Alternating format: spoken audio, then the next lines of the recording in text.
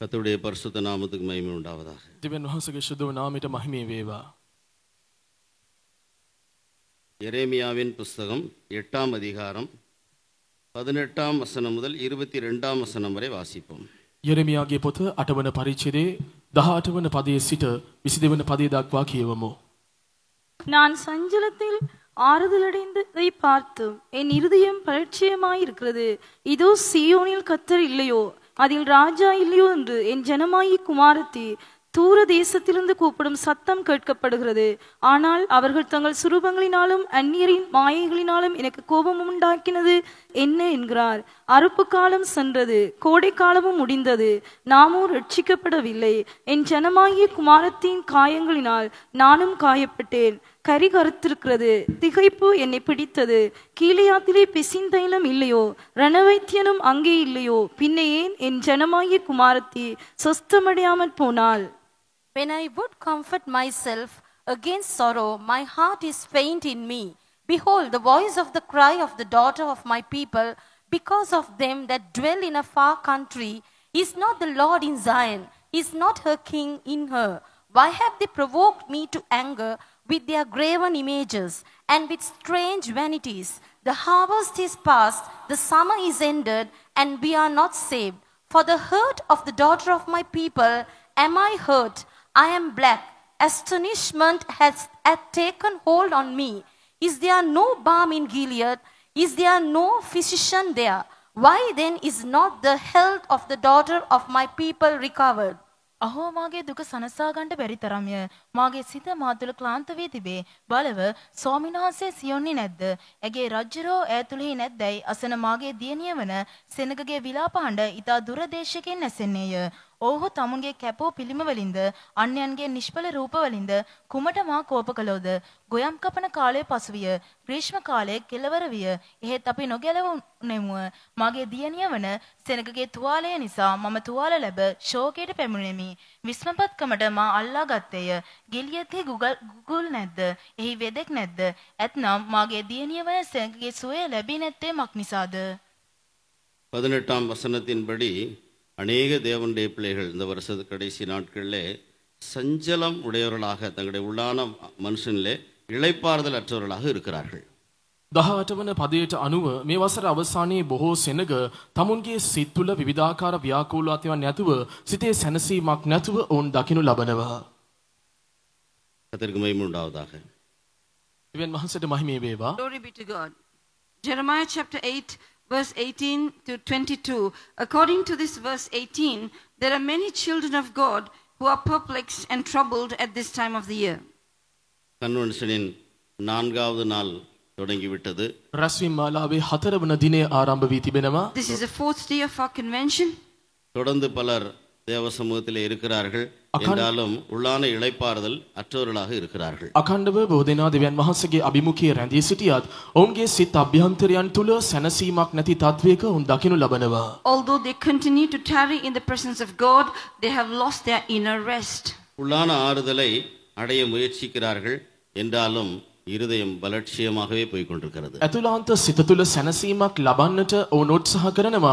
නමුත් ඔවුන්ගේ සිත ක්ලාන්ත වෙමින්ම තිබෙනවා. They attempt to receive inner strength, but their heart is faint. நாம் பரிசுத்தமாக்கப்படாத பட்சத்தில் நம்முடைய ஜீவியத்தில் எவ்வளவு பிரயாசப்பட்டாலும் நம்முடைய உள்ளான மனுஷன் பலவீனப்பட்டு கொண்டே போகும். අප ශුද්ධ කරනු නොලබන විට අප කොයිතරම් වීර්ය කළත් අපගේ ඇතුළාන්ත මනුෂ්‍යයා ක්ලාන්ත වෙමින්ම යනවා. When we are not sanctified, despite all our efforts, our heart will continue to become faint. தேவனுடைய சபையாகிய நமக்கு ஒரு உள்ளான பரிசுத்தமாகுதல் நம்முடைய வாழ்க்கையிலே நமக்கு தேவையாக இருக்கிறது. දෙවියන් වහන්සේගේ සභාව වෙන්නා වූ අප තුළ ඇතුළාන්ත ශුද්ධ කරනු ලැබීමක් අපට අවශ්‍යව තිබේ. As the church of God, we need an inner sanctification in our lives. நான் எவ்வளோ பிரயாசப்படுகிறேன் என்றாலும் கூட இன்னும் பலவீனமாகிக் கொண்டே போகிறேனே என்கிற கேள்வி நம்மில் பலருக்கும் எழும்புகிறது. මම කොයිතරම් වීර්ය කරමිද නමුත් මා තව තවත් දුර්වල වෙමින් යන්නෙමි කියනා වූ මේ ප්‍රශ්නාර්ථය බොහෝ දෙනාට නැගී තිබෙනවා. Many of us have the question, despite all my efforts and endeavors, why am I getting weaker? ஆதலால் நம்முடைய இருதயங்களிலே கேள்வி எழும்புகிறது, සියෝනිலே රාජා இல்லையோ? එම නිසා අපගේ සිත තුළ ප්‍රශ්නයක් නැගෙනවා, සියොන්හි රජෙක් නැද්ද? because of this, a question rises in our heart: is not the Lord in Zion? Is not a king in Zion? அவர்கள் தூர தேசத்திலே இருந்து கொண்டு இவ்விதமாக அவர்கள் கேள்விகளை எழுப்புகிறார்கள். ඊතා දුර දේශයකින් සිට මෙවන් ප්‍රශ්න ඔවුන් නගනවා. Being in a very far country, they're asking these questions. சீயோனிலே கர்த்தர் இல்லையோ, அங்கே ராஜா இல்லையோ என்று சொல்லி கேட்கிறார்கள். සියොන්හි දෙවි කෙනෙක් නැද්ද? එහි රජ කෙනෙක් නැද්දයි ඔවුන් අසති. They're asking, is not the Lord in Zion? Is not her king in her? ஓ, சீயோனிலே ராஜா இருக்கிறார். සියොන්හි රජ කෙනෙක් සිටී. Yes, there is a king in Zion. அங்கே கர்த்தர் இருக்கிறார். එහි දෙවියන් වහන්සේ සිටිනවා. The Lord is in Zion. நாம் 2 சங்கீதம் 6 வசனத்திலே நாம் விதமாக படிக்கிறோம். ගීතාවලිය දෙවන පරිච්ඡේදයේ 6 වන පදයේ අපි මෙසේ කියවන්නෙමු. In the 2nd Psalm in verse 6 we read thus: நான் என்னுடைய பரிசுத்த பர்வதமாகிய சீயோன் மீதில் என்னுடைய ராஜாவை அபிஷேகம் பண்ணி வைத்தேன் என்றார். Yet have I set my king upon my holy hill of Zion.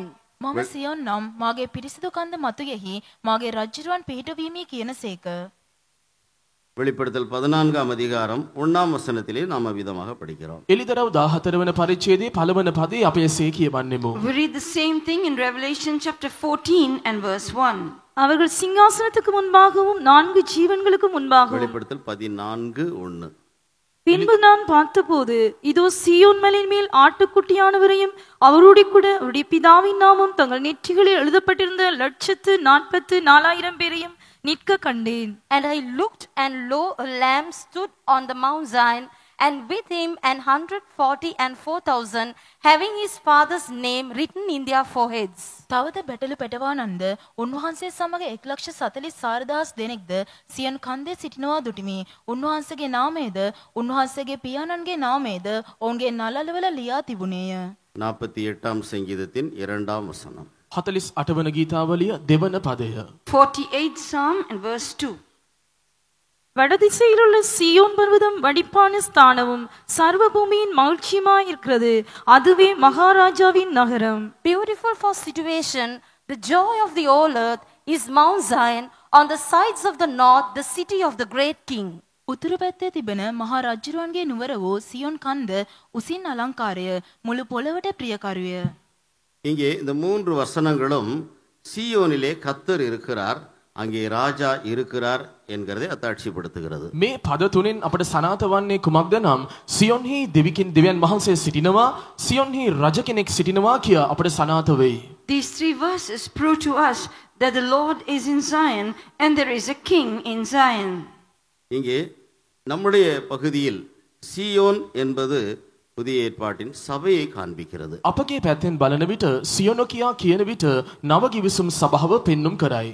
When we look at our side, Zion shows the New Testament church. தேவனுடைய சபையிலே தேவன் இருக்கிறார். දෙවියන් වහන්සේගේ සභාවේ දෙවියන් වහන්සේ සිටිනසේක. God is in his church.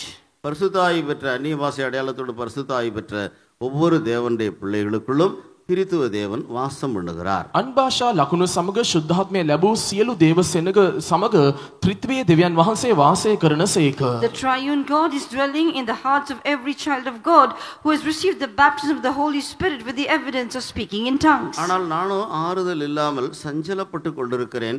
சமாதானம் இல்லை, சந்தோஷம் இல்லை, கவலைகள், பாரங்கள் இருக்கிறது.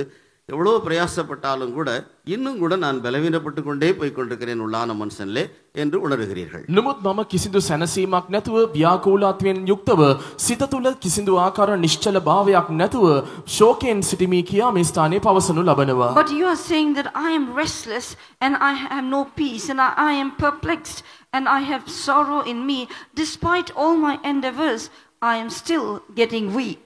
பிரசங்க வாக்கியத்தின் 19ஆம் வசனத்திலே அவர்கள் தூர தேசத்தில் இருந்து கொண்டு விதமாக சொன்னார்கள் என்று பார்க்கிறோம். දේශනාවේ තේමා පදයේ 19 වන පදය අප කියවන විට ඔවුන් දුර දේශයක වාසය කළා වූ අය බවට ලියා තිබෙනවා. In the 19th verse of our key verse today, being in a far country, we read that they are asking this question.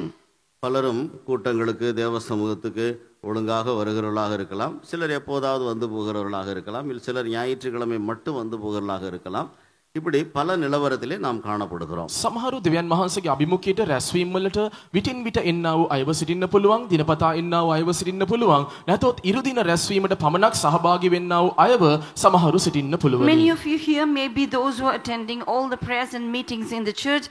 Some of you may be attending the prayers on and off, but some of you may be attending only on Sunday. நம்முடைய நடைமுறை வாழ்க்கையில் உள்ளான ஜீவியத்தின்படி நாம் தேவ சமூகத்துக்கு வந்து போகிறவர்களாக இருந்தாலும் பரிசுத்த ஆவியினாலே தேவன் நமக்குள்ளே வாசம் பண்ணுகிறார் என்கிற அந்த அனுபவத்தை பெற்றுக்கொண்டவர்களாக இருந்தாலும் நம்மில் அநேகர் உள்ளான ஜீவியத்தின்படி ஆவிக்குரிய பிரகாரமாக தூர தேசத்தில் நாம் இருக்கிறோம். අපගේ එදිනෙදා ජීවිතයේදී අපි ඇතුළාන්ත ජීවිතයේ ශුද්ධාත්මයන් වහන්සේ අප තුළ වාසය කරන අත්දැකීමක අප සිටියත් අපගේ ජීවිතයේ අපි දුර දේශයක වාසය කරන්නා වූ අත්දැකීමක පසුවනවා. In our daily life, although we may be having the experience of the indwelling of the Holy Spirit in us, yet in our spiritual life, in our inner life, we may be in a far land. நடைமுறை வாழ்க்கையிலே ஆவிக்குரிய பிரகாரமாக நாம் ஆவிக்குரிய அனுபவங்கள் இல்லாமல் அதற்கு எதிரடையான நிலவரத்தில் நாம் வாழ்ந்து கொண்டிருக்கிறோம். இவ்விதமாக நம்முடைய ஜீவியம் தூர தேசத்தில் இருக்கிறது. ஆனால் நாம் கேட்கிறோம், சீயோனிலே கர்த்தர் இல்லையா, ராஜா இல்லையா என்று சொல்லி கேட்டுக்கொண்டிருக்கிறோம். එදිනෙදා ජීවිතේ අප ආත්මිකව ජීවත් වුණත් ඒ ආත්මික ජීවිතේට පිටුපා සමහර අවස්ථාවලදී ජීවත් වෙනවා.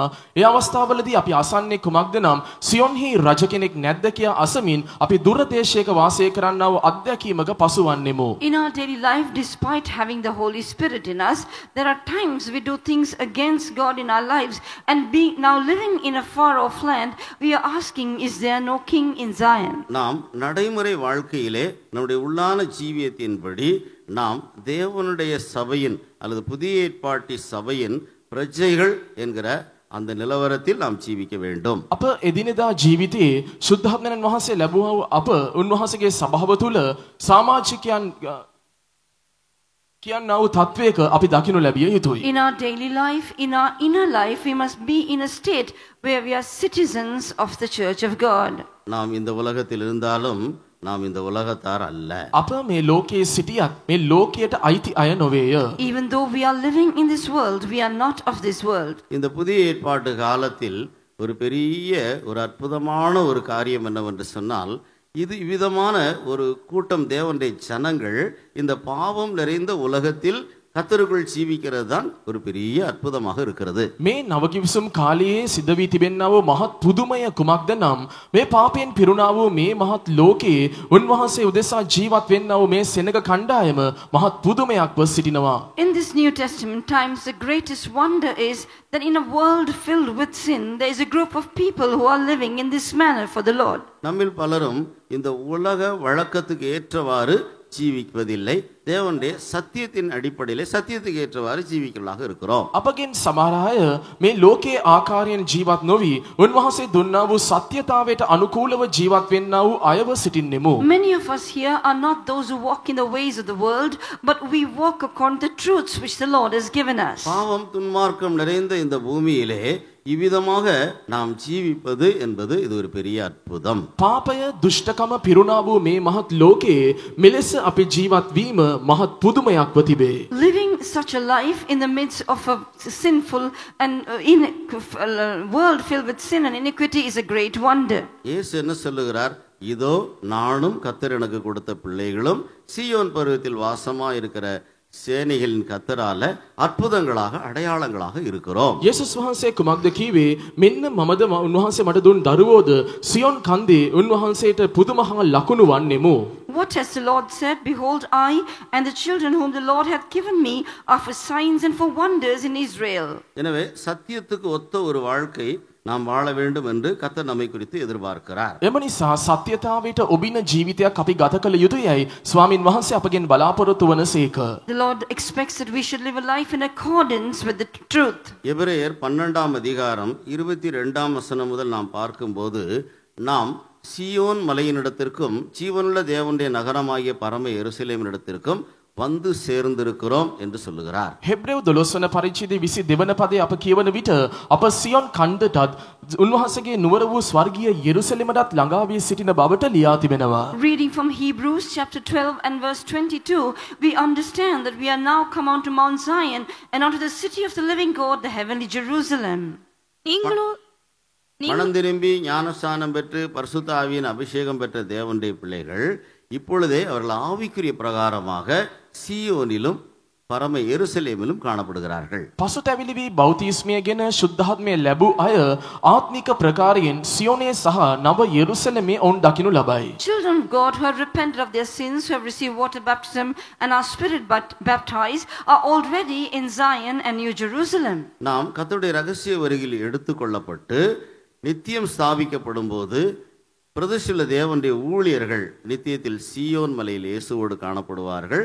அவர்களோடு கூட சேர்ந்து எடுத்துக்கொள்ளப்படுகிற விசுவாசிகளாகிய தேவனுடைய பிள்ளைகள் புதிய எருசலேமாகிய பரிசுத்த நகரத்தில் காணப்படுவார்கள். අපි උන්වහන්සේගේ ඊමේ ඔසවා ගනු ලැබීමෙන් පසු සදාකාලය ස්ථාපිත වුණායින් පසු උන්වහන්සේගේ සේවකයන් සියොන උරුම කරගන්නවා. දේව සෙනග නව යෙරුසලම උරුම කරගන්නවා ඇත. After we are caught up at the coming of the Lord, and after eternity is established, the New Testament servants of God will be established as Zion and the believers as New Jerusalem. சில தேவனுடைய பிள்ளைகள் தூர தேசத்தில் அல்லது பின்மாற்றத்தில் இருந்து கொண்டு அவர்கள் இவ்விதமாக சீயோனிலே கர்த்தர் இல்லையோ அங்கே ராஜா இல்லையோ என்று சொல்லி கேட்டுக்கொண்டிருக்கிறார்கள். සමහර දේව සෙනග දුර දේශයක එනම් පසුබට තත්වයක සිටිමින් සියොනේ රජ කෙනෙක් නැද්ද? සියොනේ දෙවියන් වහන්සේ නැද්දයි ප්‍රශ්න නගමින් සිටිනවා. But some children of God living in a far land, living in who are backslidden, they are living there and they are asking, is there no Lord in Zion? Is there no King in Zion? 20ஆம் வசனத்தில் அறுப்பு காலம் சென்றது, கோடை காலமும் முடிந்தது, நாமோ ரட்சிக்கப்படவில்லை என்று சொல்லுகிறார்கள். 20 වන පදයේ පවසනවා ගොයන් කපන කාලය පසුවිය, ග්‍රීෂ්ම කාලය කෙළවර විය, එහෙත් අපි නොගැලවුනෙමුව. Verse 20 says, the harvest is past, the summer is ended, and we are not saved. இந்த வருஷம் துவங்கினது, இனி முடிய போகிறது, இன்னும் நமக்கு எந்த விடுதலையும் ஆசீர்வாதம் இல்லை என்று சொல்லுகிறார்கள். මේ වසර ආරම්භ විය, දැන් අවසන් වන්නටත් යනවා, අපට කිසිදු මිදීමක් ආශිර්වාදයක් නැතයි සමහරු පවසයි. They are saying this year began, this year is about to end, but we have still not received any kind of deliverance or blessing. எத்தனையோ ஆராதனைகள், காத்திருப்பு கூட்டங்கள், வேதபாட கூட்டங்கள், உபவாச ஜெபங்கள், கன்வென்ஷன் கூட்டங்கள், இன்னும் பலவிதமான ஜெபங்கள், இதில் எல்லாம் கூட நீங்கள் பங்கு பெற்றீர்கள். නොයෙකුත් ආකාර රැස්වීම්, නමස්කාර මෙහෙයන්, උපවාස යාඥාවන්, රැස්වීම් මාලාවන්, මෙවන් දේවල් වලට ඔබ සහභාගී වුණා. You may have participated in many worship services, meetings, prayers, tarrying meetings, fasting prayers. அறுப்பு காலம் சென்றது, கோடை காலம் சென்றது, நாமோ ரட்சிக்கப்படவில்லை என்று சொல்லிக் கொண்டிருக்கிறார்கள். ගොයම් කපන කාලය පසුවිය, ග්‍රීෂ්ම කාලය පසුවිය, එහෙත් අපි ගැලවුණේ නැතයි පවසනවා. They are saying the harvest is past, the summer is ended, and yet we are not saved. ஏசாயா 59ஆம் அதிகாரத்தில் நாம் படிக்கிறோம். යෙසායා 59 වන පරිච්ඡේදය අප කියවනවා. In Isaiah chapter 59 we read, முதல் 2 வசனங்கள். පළමු පද දෙක. read the first 2 verses. இதோ ரட்சிக்க கூடாதபடிக்கு கர்த்தருடைய கை குறுகி போகவும் இல்லை, கேட்கக்கூடாதபடிக்கு அவருடைய செவி மந்தமாகவும் இல்லை. உங்கள் அக்கிரமங்களே உங்களுக்கும் உங்கள் தேவனுக்கும் நடுவாக பிரிவினை உண்டாக்குறது. உங்கள் பாவங்களே அவர் உங்களுக்கு செவி கொடாதபடிக்கு அவருடைய முகத்தை உங்களுக்கு மறைக்கிறது. Behold, the Lord's hand is not shortened, that it cannot save, neither his ear heavy, that it cannot hear. But your iniquities have separated between you and your God, and your sins have hid his face from you, that he will not hear. බලව ගලවන්න බැරි ලෙස ස්වාමීන් වහන්සේගේ අත කොට වෙලාවත් නැසෙන ලෙස උන්වහන්සේගේ කන බිහිරි වෙලාවත් නැත. නමුත් නුඹලාගේ අපරාධම නුඹලා සහ දෙවියන් වහන්සේ අතරේ වෙන්වීමක් කළේය. උන්වහන්සේ නොඅසන ලෙස නුඹලාගේ පාපද උන්වහන්සේගේ මුහුණ නුඹලාගෙන් සැඟෙව්වේය. நாமோ ரட்சிக்கப்படவில்லை என்று சொல்லுகிறோம். අප ගැලවුණේ නැතයි පවසන්නෙමු. We are saying, but we are not saved. என்னுடைய பிரச்சனைகள் தீரவில்லை, මාගේ ප්‍රශ්න ඉවර වුණේ නැත. My problems are not solved. என்னுடைய குடும்பம் பிரிந்து இருக்கிறது, මාගේ පවුල වෙන් වී තිබෙනවා. My family is split. எனக்கு ஆண்டவர் சந்ததிகளை தரவில்லை, මට දෙවියන් වහන්සේ පරම්පරාවක් දුන්නේ නැහැ. The Lord has not given me children. என்னுடைய சரீரம் இன்னும் சுகமாக்கப்படவில்லை, මාගේ ශරීරය තවම සුව කරනු ලැබුවේ My නැහැ. body is not healed. என்னுடைய தேவைகள் சந்திக்கப்படவில்லை, මාගේ අවශ්‍යතාවයන් සපයනු ලැබුවේ නැහැ. My needs have not been met. என்னுடைய குடும்பத்திலே எல்லோரும் மனம் திரும்பாதவர்களாக அநேகர் இருக்கிறார்கள். මාගේ පවුලේ පසුතැවිලි නොවුනා වූ බොහෝ දෙනෙක් තවම සිටිනවා. There are many unconverted members of my family. எத்தனையோ சமாதான கேடுகள் காணப்படுகிறது. විවිධ සමාදානය අහිමි වීම මා තුළ තිබෙනවා. There are many peaceless situations. என்னுடைய வீட்டில் மாத்திரமல்ல, நான் வசிக்கிற இடங்களிலும் நான் வேலை பார்க்கிற இடங்களிலும் ஏன் நான் ஐக்கியம் வைத்திருக்கிற பெய்த்தோமிலும் கூட நான் சண்டை சச்சரவுகளை உண்டு பண்ணுகிற ஒரு நபராக இருக்கிறேன். මාගේ නිවසේ පමණක් නෙවෙයි මා වෙසෙන සමාජයේද මා රැකියා කරන ස්ථානයේ සභාවේ පවා මම රණ්ඩු දබර කරන්නා වූ කෙනෙක්ව සිටිමි. I'm a person who is causing quarrels not only in my family, not only in the society in which I live, but also in the church which I attend. சமாதானம் ஒற்றுமை இல்லாத ஒரு வாழ்க்கை காணப்பட்டு கொண்டிருக்கிறது. සමාදානය එක්සත්කම නැති ජීවිතයක් දකිනු ලබනවා. There is a life without peace and harmony. சிலர் தங்களுடைய ஜீவியத்தில் அருவருப்பான பாவங்களை உடையவர்களாக இருக்கிறார்கள். සමහරු තමුන්ගේ ජීවිතයේ පිළිකුල් පාපයන් ඇති අයවස් දකිනු ලබනවා. Some have given room to abominable sins in their lives. இன்றைய பிரசங்கத்துக்கு முன்பதாக பாஸ்டர் அவர்கள் அதை குறித்து உங்களுக்கு தெளிவாக வெளியரங்கமாக சொல்லி இருக்கிறார்கள். මේ දේශනාවට කලින් පාස්ටර්තුමා ඒ පිළිබඳව ඔබට පැහැදිලි ලෙස සඳහන් කළා. Pastor told explicitly just before the sermon about this to you. வாலிபர்கள் மாத்திரமல்ல, நடுத்தரமான வயதுள்ளவர்கள், வயோதிபர்களாக இருக்கிற விசுவாசிகளும் கூட அது போன்ற அருவருப்பான காரியங்களுக்கு அடிமைப்பட்டவர்களாக இருக்கிறார்கள். තරුණයන් පමණක් නොවේ මැදි වයසේ අය වයස්ගත ඇදහිලිවන්තයන් පවා එවන් පාපයන්ට ඔවුන් යොමු වී සිටිනවා. Not only the youths but even middle-aged and aged believers are under bondage to such sins. இன்றைய கஷ்டங்கள் பிரச்சனைகள் தீரவில்லை, நாமோ ரட்சிக்கப்படவில்லை என்று சொல்லுகிறார்கள். මාගේ ප්‍රශ්න කරදර අවසන් වුණේ නැහැ, අපි තවම ගැලවුණේ නැතයි පවසනවා. My problems and difficulties are still there, we are not yet saved, they say. அதனுடைய காரணம் என்ன என்று இப்பொழுது நாம் ஏசாயா 59 அதிகாரத்தில் வாசிக்க கேட்டோம். ඊට හේතුව කුමක්ද කියා යෙසායා 59 වන පරිච්ඡේදයේ අප කියවනු ලැබුවා. Now in Isaiah chapter 59 we read the reason for this. ரட்சிக்க கூடாதபடிக்கு, நமக்கு நன்மை செய்ய கூடாதபடிக்கு கர்த்தருடைய கரம் நமக்காக நீட்டப்பட்டிருக்கிறது, அது குறுகி போகவில்லை. ගලවන පිණිස අපට යහපත්කම් කරන පිණිස උන්වහන්සේගේ හස්තය අප වෙතට දිගු වී තිබෙනවා, එය කොට වී නැත. The hand of the Lord is stretched forth for our sake, it is not shortened lest he does any good thing for us or lest he saves us. நம்முடைய விண்ணப்பங்கள், வேண்டுதல்கள், ஜெபங்களை எல்லாம் கேட்கும்படியாக அவருடைய செவிகள் எப்போதும் கவனமாகவே இருக்கிறது. අපගේ ඉල්ලීම්, අපගේ කන්නලව්, අපගේ යාඥාවන් අසන පිණිස උන්වහන්සේගේ දෙසවන් අප වෙතට හැරී තිබෙනවා. His ears are always attentive to our prayers and supplications and petitions. நம்முடைய அக்கிரமங்கள், பாவங்கள் தான் கர்த்தர் நமக்காக கிரியை செய்ய கூடாதபடிக்கு தடையாக இருக்கிறது. අපගේ අපරාධත් අපගේ පාපත් ස්වාමින් වහන්සේ අප වෙනුවෙන් ක්‍රියා කිරීම බාධා කර තිබෙනවා. But our sins and iniquities are an impediment lest the Lord would work for us. நம்முடைய தவறான காரியங்களை, தேவனுக்கு விரோதமான காரியங்களை விட்டுவிட மனதில்லாதவர்களாக இருக்கிறோம். ஆனால் அதே நேரத்தில் தேவன் நம்மை ஆசீர்வதிக்க வேண்டும் என்று கேட்கிறோம். අපගේ වැරදි දේවල්, අප උන්වහන්සේට විරෝධව කරන්නා වූ දේවල් අත්හැරීමට අපි කැමති වන්නේ නැහැ. නමුත් ස්වාමින් වහන්සේ අපට ආශිර්වාද කළ යුතුයයි අපි ආශාවෙන් බලා සිටිනවා. We do not have the heart to forsake the things that displease the Lord in our lives, the wrong things in our lives, yet we want the Lord to bless us. ஒப்புரவாக வேண்டிய ஒரு இடத்திலே ஒப்புரவாக வேண்டும். සමගි විය යුතු අය සමග සමගි විය යුතුයි. You have to reconcile with those you have to reconcile with. மன்னிக்க வேண்டியவர்களுக்கு மனப்பூர்வமாக மன்னித்து விட வேண்டும். කමා කළ යුතු අයට මුළු සිතින් අපි කමා කළ You යුතුයි. have to forgive those you have to forgive with all your heart. நாம் மன்னிப்பு கேட்க வேண்டிய ஒரு இடத்திலே நாம் நம்மை தாழ்த்தி, மனப்பூர்வமாக நாம் நம்மை தாழ்த்தி மன்னிப்பு கேட்க வேண்டும். අප කමාව ඉල්ලිය යුතු අයගෙන් අප මුළු සිතින්ම අපව යටහත් කරමින් අප ගොස් කමාව ඉල්ලිය යුතුයි. We need to wholeheartedly humble ourselves and ask forgiveness from those who we have to ask forgiveness. எப்போதும் மற்றவர்களுக்கு கேடு செய்யும், தீங்கு செய்யும் அப்படிப்பட்ட சிந்தையோடு, அப்படிப்பட்ட வாஞ்சியோடு, அப்படிப்பட்ட கிரியைகளோடு நாம் ஜீவித்ததை குறித்ததெல்லாம் மனஸ்தாபப்பட்டு அந்த நிலவரத்திலே இருந்து நாம் விடுதலைக்காக்கப்பட வேண்டும். සමවිතම අන් අයට නපුරක් කළ යුතුයි, අයහපතක් කළ යුතුයි කියන්නා වූ ඒ අභිප්‍රාය අප අත්හරිමින් අප මිදීමක් ලබා ගත යුතුයි. We must repent from the attitude with which we live, saying constantly we want to do evil to others, we want to harm others. கர்த்தர் நம்மை தேவனுடைய பிள்ளைகளாய் வைத்திருக்கிறதுடைய நோக்கம் நாம் மற்றவர்களுக்கு ஆறுதலாக, ஆசீர்வாதமாக நாம் காணப்பட வேண்டும் என்றுதான் கர்த்தர் நம்மை இந்த அனுபவத்தை கொடுத்து வைத்திருக்கிறார். ස්වාමින් වහන්සේ තමන්ගේ දේව සෙනගක් වශයෙන් අපව තබා තිබෙන්නේ අපි අන් අයට සැනසීමක්ව යහපතක්ව සිටිය යුතුයයි කියා ස්වාමින් වහන්සේ මෙවන් අත්දැකීම් අපට ලබා දෙමින් අපව තබා තිබෙනවා. The Lord has kept us his children that we may always do good to others, that we may always be a consolation to others. நம்மில் பலரும் கிறிஸ்துவை அறியாதவர்களும் மற்ற கிறிஸ்தவ சபைகளை சேர்ந்தவர்களும் நம்முடைய நடைமுறை வாழ்க்கையை பார்த்து இடறி போகிறதுக்கு ஏதுவாக வாழ்ந்து கொண்டிருக்கிறோம். අපගෙන් සමහරු ගැලවීම නොලැබුවා අය වෙනත් සභාවලට අයත් අය අපගේ ජීවිතයන් දෙස බලා පැකිලෙන්නා වූ තත්වයක ජීවත් වෙමින් අපි සිටිනවා. Many of us are living lives which are a stumbling block to those who are not saved, to those who belong to other Christian churches. ஆகவேதான் இந்த வருஷத்தின் இந்த கடைசி நாட்களிலேயாவது நாம் நம்முடைய ஜீவியத்தை சரிப்படுத்தி தான் ஆக வேண்டும். එම නිසා මේ වසර අවසානයේ හෝ අපි අපගේ ජීවිතය නිවැරදි කරගත යුතුයි. So at least during the end of this year, we must rectify our lives.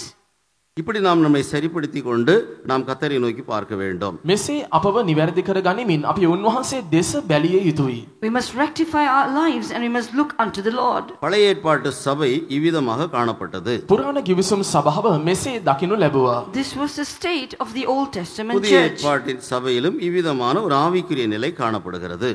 නව ගිවිසුම් සභාවේ මෙවන් ආත්මීක තත්වයක් දකිනු ලබනවා. This kind of spiritual state is also seen in the New Testament church. 21ஆம் வசனத்தில் தீர்க்கதரிசி சொல்கிறார், என் ஜனமாகிய குமாரத்தியின் காயங்களினால் நானும் காயப்பட்டேன், கரிகருத்து இருக்கிறேன், திகைப்பு என்னை பிடித்தது. 21 වන පදයේ කියා තිබෙනවා. The prophet says in verse 21, for the hurt of the daughter of my people am I hurt. I am black, astonishment has taken hold on me. මාගේ දියණිය වන සෙනගගේ තුවාලය නිසා මම තුවාල ලැබ ශෝකයට පැමිණෙනුමි. தேவனுடைய சபையின் நிலவரத்தை கண்டு உண்மையான பரிசுத்தவான்களாகிய தேவனுடைய ஊழியர்கள் இப்படி எரேமியா தீர்க்கதரிசியைப் போல வேதனைப்படுகிறார்கள். දෙවියන් වහන්සේගේ සභාවේ සිටිනා ශුද්ධවන්තයන් මෙලෙස යෙරෙමියා අනාගත වක්තෘවරයා මෙන් ශෝකයට පත්වී සිටිනවා. Looking at the state of the church of God, true servants of God who are the saints of God, like the prophet Jeremiah, they are in pain and agony. பரிசுத்த பவுல் கொரிந்திய சபையாரை குறித்து சொல்லுகிறார், ஒருவன் பலவீனனானால் நானும் பலவீனன் ஆகிறதில்லையோ, ஒருவன் இடறினால் என்னுடைய மனம் எரியாதிருக்குமோ. ශුද්ධව පාවල්තුමා කොරින්ති සභාවට පවසනවා, යමෙක් නොපැකිලේ නම් මාමද නොපැකිලෙම්ද, යමෙක් දුර්වල වන්නේ නම් මාද දුර්වල නොවෙම්ද. Looking at the Corinthian church, St. Paul says, if any be weak, am I not weak also? If any stumble, does not my heart burn within me? எத்தனையோ தேவனுடைய பிள்ளைகள் தங்களுடைய மனசும் மாம்சம் விரும்பின காரியங்களை செய்து அடங்காதவர்களாக, கீழ்ப்படியாதவர்களாக, சத்தியத்துக்கு எதிராகவே முரட்டு குணத்தோடு ஜீவிக்கிறது நிமித்தமாக அது தீர்க்கதரிசியையும் கூட பலவீனப்படுத்தி விடுகிறது. සමහර දේව සෙනග කීකරුවන්නේ නැතුව මුරණ්ඩුකම් පාමින් ජීවත් වන නිසා එය අනාගත වත්රුන් වනුන් පවා ශෝකයට පත් කරවනවා. Because the children of God are living in disobedience and rebellion and they are not obeying the word of the Lord, it is causing the prophet also to become weak. பரிசுத்தவான்களாகிய தேவனுடைய ஊழியர்கள் மற்றும் நடத்திப்புக்காரர்கள் யாவரும் தங்களுடைய ஜீவனை பானபலியாய் வார்த்து கொண்டிருக்கிறார்கள். ශුද්ධවන්තයන් වන්නා වූ දේව සේවකයන් මඟ පෙන්වන්නන් තමන්ගේ ජීවිතය පාන පූජාවක් ලෙස වගුරුවමින් සිටිනවා. The servants of God, the leaders, the saints, they are pouring out their life as a drink offering. தேவனுடைய ஜனங்களாகிய நீங்கள் சுகமாய் இருக்கும்படியாக, சமாதானமாய் சந்தோஷமாய் இருக்கும்படியாக, நீங்கள் பூமிக்குரிய நன்மைகள் ஆசீர்வாதங்கள் உடையவர்களாக இருக்கும்படியாக, ஆவிக்குரிய வாழ்க்கையிலே உலகம் மாம்சம் பிசாசின் வல்லமைகளை ஜெயித்து ஒரு ஜெயங்கொண்ட வாழ்க்கை வாழும்படியாக பரிசுத்தவான்களாகிய தேவனுடைய ஊழியர்கள் உங்களுக்காக தங்களை பானபலியாய் வார்த்து கொண்டிருக்கிறார்கள். දේව සෙනග වන්නා වූ ඔබ හැම කෙනාම සතුට සමාදානයෙන් සුවයෙන් පිරුණා වූ ජීවිතයක් ගත කරන පිණිස, භෞතික ආශිර්වාදයන් ඇතුව සිටින පිණිස, ආත්මික ලෙසත් ලෝකයේ මාංශයේ යක්ෂයාගෙන් ජයගෙන ජීවත් වන පිණිස දේව සේවකයන් තමන්ව පාන පූජාවක් ලෙසට වගුරුවමින් සිටිනවා. The servants of God, they are pouring out their life as a drink offering. The children of God may live a happy life, a life of contentment, joy and peace, that they may live a good life in this world, and that they also may live a good spiritual life, having overcome the world, the flesh and the devil. இவ்வளவு பிரயாசப்பட்டும் ஒரு பலனும் காணப்படுகிறதில்லையே என்று சொல்லி திகைப்பு தான் உண்டாகிறது. කොයි තරම් වීර්ය කළත් කිසිම ප්‍රතිඵලයක් නැත කියා නිෂ්ඵලකමක් අවසානයේ පැවැත්වෙනවා. But they are astonished, thinking, in despite all our efforts, we see no results. ஒரு தோட்டக்காரன் தன்னுடைய தோட்டத்திலே கடினமாக உழைத்து பிரயாசப்படுகிறான். ஆனால் அறுவடை செய்கிற காலங்களிலே அவன் பதரை அறுவடை செய்து கொண்டு வந்தால் அவனுக்கு எவ்வளவு துக்கம் வேதனை இருக்கும். ගොවියෙක් තමාගේ උයනේ හොඳින් වීරිය කරමින් ඔහු ගොවිතැන් කරමින් අස්වැන්න නෙලන කාලේ ඔහු නිෂ්ඵලව බොල් ඔහු අස්වැන්න නෙලා ගන්නවා නම් කෙසේ තිබෙයිද? A farmer, despite laboring much in his farm and planting and laboring much, if during the harvest the only thing that he could harvest was chaff, how grieved he would be. அதுபோலதான் பரிசுத்தவான்களாகிய தேவனுடைய ஊழியர்கள் இவ்விதமாக தங்களுடைய ஜீவியத்தில் ஒரு தோட்டக்காரன் வேதனைப்படுகிறது போல வேதனைப்படுகிற நிலவரம் காணப்படுகிறது. සුද්ධවන්තයන් වන්නා වූ දේව සේවකයන් මෙසේ උයන් පල්ලෙක් මෙන් ශෝකයට පත්වෙන්නා වූ තත්වයක ඔවුන් ශෝකයට පත්වනවා. So even the servants of God, the saints of God, just like this farmer, they also sorrowful. ஒருவருமே கர்த்தருடைய வரிக்கு ஆயத்தமாக்கப்படவில்லையே, இவ்வளவு ஒரு தாழ்வான ஒரு நிலவரத்தில் ஆவிக்குரிய வாழ்க்கையில் காணப்படுகிறார்களே என்கிற வேதனை காணப்படுகிறது. කිසිම කෙනෙක් උන්වහන්සේගේ ඊමට සූදානම් වුණේ නැහැ. ආත්මික මට්ටමින් සියල්ලන්ම පහත් තත්වයක දකිනු ලබනවා. They have the grief that no one is getting ready for the coming of the Lord, and all are seen in a very low spiritual state. இந்த பிரசங்கத்திலே 22ஆம் வசனத்தை நான் முக்கியப்படுத்துகிறேன். මේ දේශනයේ 22 වන පදය මා වැදගත් කරුණක් ලෙසට තබනවා. I highlight the 22nd verse in the key verse. தீர்க்கதரிசி கேட்கிறார், கீலேயாத்திலே பிசின் தைலம் இல்லையோ, ரணவைத்தியனும் அங்கே இல்லையோ, பின்ன ஏன் என் ஜனமாகிய குமாரத்தி சொஸ்தமடையாமல் போனாள்? අනාගත වතුරවරයා අසනවා, ගිලියද්හි ගුගුල් නැද්ද? එහි වෙදෙක් නැද්ද? ඇතනම් මාගේ දියණිය වන සෙනගගේ සුවය ලැබී නැත්තේ මක් නිසාද? The prophet is questioning, is there no balm in Gilead? Is there no physician there? Why then is not the health of the daughter of my people recovered? 22ஆம் வசனத்தில் இந்த கேள்விகள் எதை வெளிப்படுத்துகிறது? 22 වන පදයේ මේ ප්‍රශ්නයන් ඇයි නගා තිබෙන්නේ? What do the questions in verse 22 reveal? நம்முடைய எல்லா பிரச்சனைகளுக்கும் பிதாவாகிய தேவனிடத்தில் நமக்கு நிவாரணம் உண்டு என்கிறதை வெளிப்படுத்துகிறது. අපගේ සියලුම ප්‍රශ්නවලට පියවු දෙවියන් වහන්සේගෙන් පිළිතුරු තිබෙනවා කියා මෙය නිරූපණය කරයි. It reveals to us that we have solutions for all our problems with God the Father. நம்முடைய எல்லா பிரச்சனைகளுக்கும் கர்த்தர் நமக்கு நிவாரணம் வைத்திருக்கிறார் என்கிறதை வெளிப்படுத்துகிறது. අපගේ සියලු ආකාර ප්‍රශ්නවලට දෙවියන් වහන්සේ අපට විසඳුම තබා තිබෙනවා කියා මෙය නිරූපණය කරයි. It reveals that God the Father has solutions for all our problems. நாமோ நம்முடைய ஜீவியத்தை பரிசுத்தமாக்கி கொள்ளாதபடியினாலே, சுத்திகரிக்கப்பட மனதற்றவர்களாக இருக்கிறபடினாலே, அநேக பிழையான காரியங்களை விட்டுவிட இஷ்டமில்லாதவர்களாக இருக்கிறதுனால நம்முடைய ஜீவியத்தில் நம்முடைய பிரச்சனைகளிலிருந்து விடுதலையாக்கப்படாதவர்களாக இருக்கிறோம். අපගේ ජීවිතය සුද්ධ කරගනු නොලබන නිසා අපගේ යම් යම් වැරදි දේවල් අත්හරින්න පිරිසිදු වෙන්න අපි කැමති නැති නිසා විවිධාකාර ප්‍රශ්නවලට අපි හසු වී සිටිනවා. Because we are still unsanctified, because we do not have the heart to cleanse ourselves, and because we do not want to forsake the things that we ought to forsake, we are still in the midst of certain problems. எழுத்தின்படியான கீலேயாத்தின் பிசின் தைலத்தை குறித்தும் எழுத்தின்படியான ரண வைத்தியனை குறித்தும் யோசித்து இவ்விதமாக ஆவிக்குரிய பிரகாரமாக கேள்வியை எழுப்புகிறார். පදගතාර්ථ ලෙස ගිලියද්හි ගුගුල් ගැනත් එහි වෙදෙක් ගැනත් පවසමින් ආත්මික ප්‍රකාරයෙන්ද එසේ ප්‍රශ්නයක් නගනවා. Speaking about a physician and balm, this prophet is asking certain questions spiritually. எழுத்தின்படியான கீலேயாத்தின் பிசின் தைலம் அது ஒரு விசேஷமாக கருதப்பட்டது. පදගතාර්ථව ගිලියද්හි ගුගුල් විශේෂ දෙයක් ලෙස සලකනු ලැබුවා. The literal balm in Gilead was considered as a very special thing. ஆதியாகமம் 37ஆம் அதிகாரம் 25ஆம் வசனம். උත්පත්ති 37 වන පරිච්ඡේදයේ 25 වන පදය. Genesis chapter 37 and verse 25. ඔහු කෑම කන පිණිස හිඳ තමන් ඇස්සොසවා බැලූ විට සුගන්ධ ද්‍රව්‍යද ගුගුල්ද සුවඳ ලාටුද ඔටුවන් පිට පටවා ඒවා මිසරයට ගෙන යන පිණිස ගමන් කරන්නා වූ ඉශ්මාኤල් වරුන් කණ්ඩායමක් ගිලියාද්දී සිට එනවා දුටුවෝය. And they sat down to eat bread, and they lifted up their eyes and looked, and behold, a company of Ishmaelites came from Gilead with their camels bearing spicery and balm and myrrh, going to carry it down to Egypt. பின்பு அவர்கள் போஜனம் செய்யும்படி உட்கார்ந்தார்கள். அவர்கள் தங்கள் கண்களை ஏறெடுக்கும் போது இதோ கீலேயாத்திலிருந்து வருகிற இஸ்மவேலுடைய கூட்டத்தை கண்டார்கள். அவர்கள் எகிப்துக்கு கொண்டு போகும்படி கந்தவர்க்கங்களையும் பிசின் தைலத்தையும் வெள்ளைப்போளத்தையும் ஒட்டகங்கள் மேல் ஏற்றிக்கொண்டு வந்தார்கள். 43ஆம் அதிகாரம் ஆதியாகமம் 43ஆம் அதிகாரம் 11ஆம் வசனத்திலும் கூட படிக்கிறோம். උත්පත්ති 43 වන පරිච්ඡේදයේ 11 වන පදයේද මෙසේ කියවනවා. We read about this in Genesis chapter 43 and verse 11. அதற்கு அவர்கள் தகப்பனாகி இஸ்ரவேல், அப்படியானால் ஒன்று செய்யுங்கள், இந்த தேசத்தின் உச்சிதமான வஸ்துக்களில் கொஞ்சம் பிசின் தைலமும் கொஞ்சம் தேனும் கந்தவர்க்கங்களும் வெள்ளைப்போளமும் தெரபிந்து கொட்டைகளும் வாதுமை கொட்டைகளும் உங்கள் சாக்குகளில் போட்டு அந்த மனிதனுக்கு காணிக்கையாக கொண்டு போய் கொடுங்கள். And their father Israel said unto them, If it must be so now, do this. Take of the best fruits in the land in your vessels, and carry down the man a present, a little balm, and a little honey, spices, and myrrh, nuts, and almonds. ඔවුන්ගේ පිය වූ ඊශ්‍රායෙල්ද එසේ විය යුතුම නම් මේක කරපල්ලා. මේ දේශයේ අනර්ගදේ වන ගුගුල් ටිකක්ද මීපැණි ටිකක්ද සුගන්ධ ද්‍රව්‍යද සුවඳ ලාටුද පිස්ටර්සියා ඇටද කොට්ටම්බාද නුඹලාගේ භාජනවල දමා ඒ මනුෂ්‍යයාට තෑග්ගක් පිණිස ගෙනියාපල්ලා. எழுத்தின்படியாகவே கீலேயாத்திலே பிசின் தைலம் உண்டு.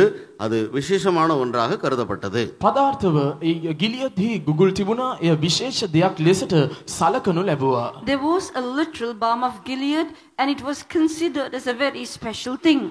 அது எப்பேற்பட்ட வியாதியையும் குணமாக்கக்கூடிய தன்மை உடையதாக இருந்தது. එය කෙබඳු ආකාර රෝගයක් වුවත් සුව කරන්නට පුළුවන් දෙයක්ව තිබුණා. It had the property of curing any disease.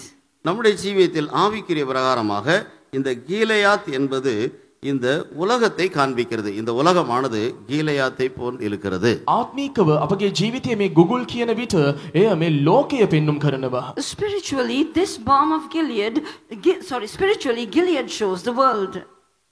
ஓசியா 6ஆம் அதிகாரம் 7ஆம் வசனம் முதல் 10ஆம் வசனம் வரை. හොෂයා 6 වන පරිච්ඡේදයේ 7 වන පදයේ සිට 11 වන පදයේ දක්වා. Hosea 6:7-11. But they like men have transgressed the covenant. There have they dealt treacherously against me. Gilead is a city of them that work iniquity, and is polluted with blood, and has troops of robbers wait for a man. So the company of priests murder in the way by consent, for they commit lewdness. I have seen an horrible thing in the house of Israel. There is the whoredom of Ephraim. Israel is defiled. Also, O Judah, he hath set an hours for thee, when I return the captivity of my people. அவர்களோ ஆதாமை போல் உடன்படிக்கையை மீறி அங்கே எனக்கு விரோதமாய் துரோகம் பண்ணினார்கள். கீலேயாத் அக்கிரம் செய்வர்களின் பட்டணம், அது இரத்த காலடிகளால் மிதிக்கப்பட்டிருக்கிறது. பரிகாரரின் கூட்டங்கள் ஒருவனுக்கு காத்திருக்கிறது போல சீகேமுக்கு போகிற வழியிலே கொலை செய்கிற ஆசாரியர் கூட்டம் காத்திருக்கிறது. தோஷமான காரியங்களை செய்கிறார்கள். பயங்கரமான காரியத்தை இஸ்ரவேல் வம்சத்தாரில் கண்டேன். அங்கே எப்ராஹிமின் வேசித்தனம் உண்டு. இஸ்ரவேல் தீட்டுப்பட்டு போயிற்று. யூதாவே, உனக்கு ஒரு அறுப்பு காலம் நியமிக்கப்பட்டிருக்கிறது. ஓசியா 12ஆம் அதிகாரம் 11ஆம் வசனம் கூட.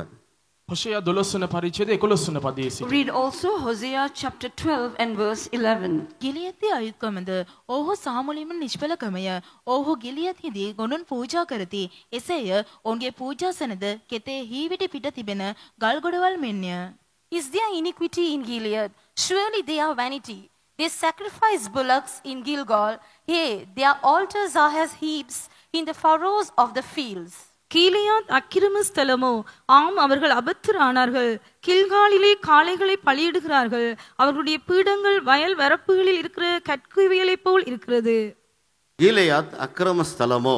அந்த கேள்விக்கு ஆம் என்று பதிலளிக்கப்படுகிறது. ගිලියත් අයිතුකමේ ස්ථානයක්ද කියා ප්‍රශ්නයක් නගනවා. ඊට පිළිතුර ලෙස එසේය. For the question, is there iniquity in Gilead? The answer is yes. கீலேயாத் அக்கிரமம் செய்கிறவர்களின் பட்டணமாக காணப்படுகிறது. ගිලියත් අයිතුකම් කරන්නා අයගේ නුවරක් තිබේ.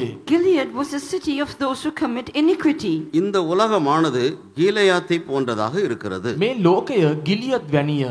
This world is like Gilead. இந்த அக்கிரமத்தினுடைய உச்சகட்டம் தான் கர்த்தராகிய இயேசு கிறிஸ்து சிலுவையிலே அறையப்பட்டது. අයිතුකමේ උච්චතම අවස්ථාව තමයි යේසුස් වහන්සේ කල්වාරි කුරුසියේ ඇනගසනු ලැබීම. The climax of this iniquity is crucifying the Lord Jesus Christ. அப்போஸ்தலர் 2ஆம் அதிகாரம் 23ஆம் வசனம். ක්‍රියා දෙවන පරිච්ඡේදයේ 23 වන පදය.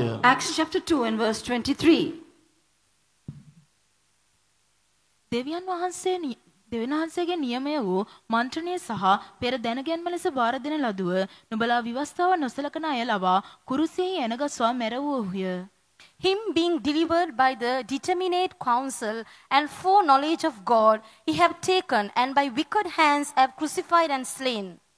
அப்படியிருந்தும் தேவன் நிர்ணயித்திருந்த ஆலோசனையின்படியையும் அவருடைய முன்னறிவின்படியும் ஒப்புக் கொடுக்கப்பட்ட அந்த இயேசுவை நீங்கள் பிடித்து அக்கிரமக்காரருடைய கைகளினாலே சிலுவையில் ஆணியடித்து கொலை செய்தீர்கள். ஓசியா 6ஆம் அதிகாரத்திலும் 12ஆம் அதிகாரத்திலும் இப்பொழுது அப்போஸ்தலரை நாம் வாசிக்க கேட்ட இந்த வசனத்திலும் අක්‍රමම් එන්ගර වාර්තේ நாம் பார்க்கிறோம். හොෂයා 6 වන පරිච්ඡේදයේද මේ දැන් අප කියවනු ලැබුවා වූ පදවලද අයුතුකම යන්නා වූ වචනය ලියා තිබෙනවා. In Hosea chapter 6 and in the verses that we read just now, we see the word iniquity mentioned.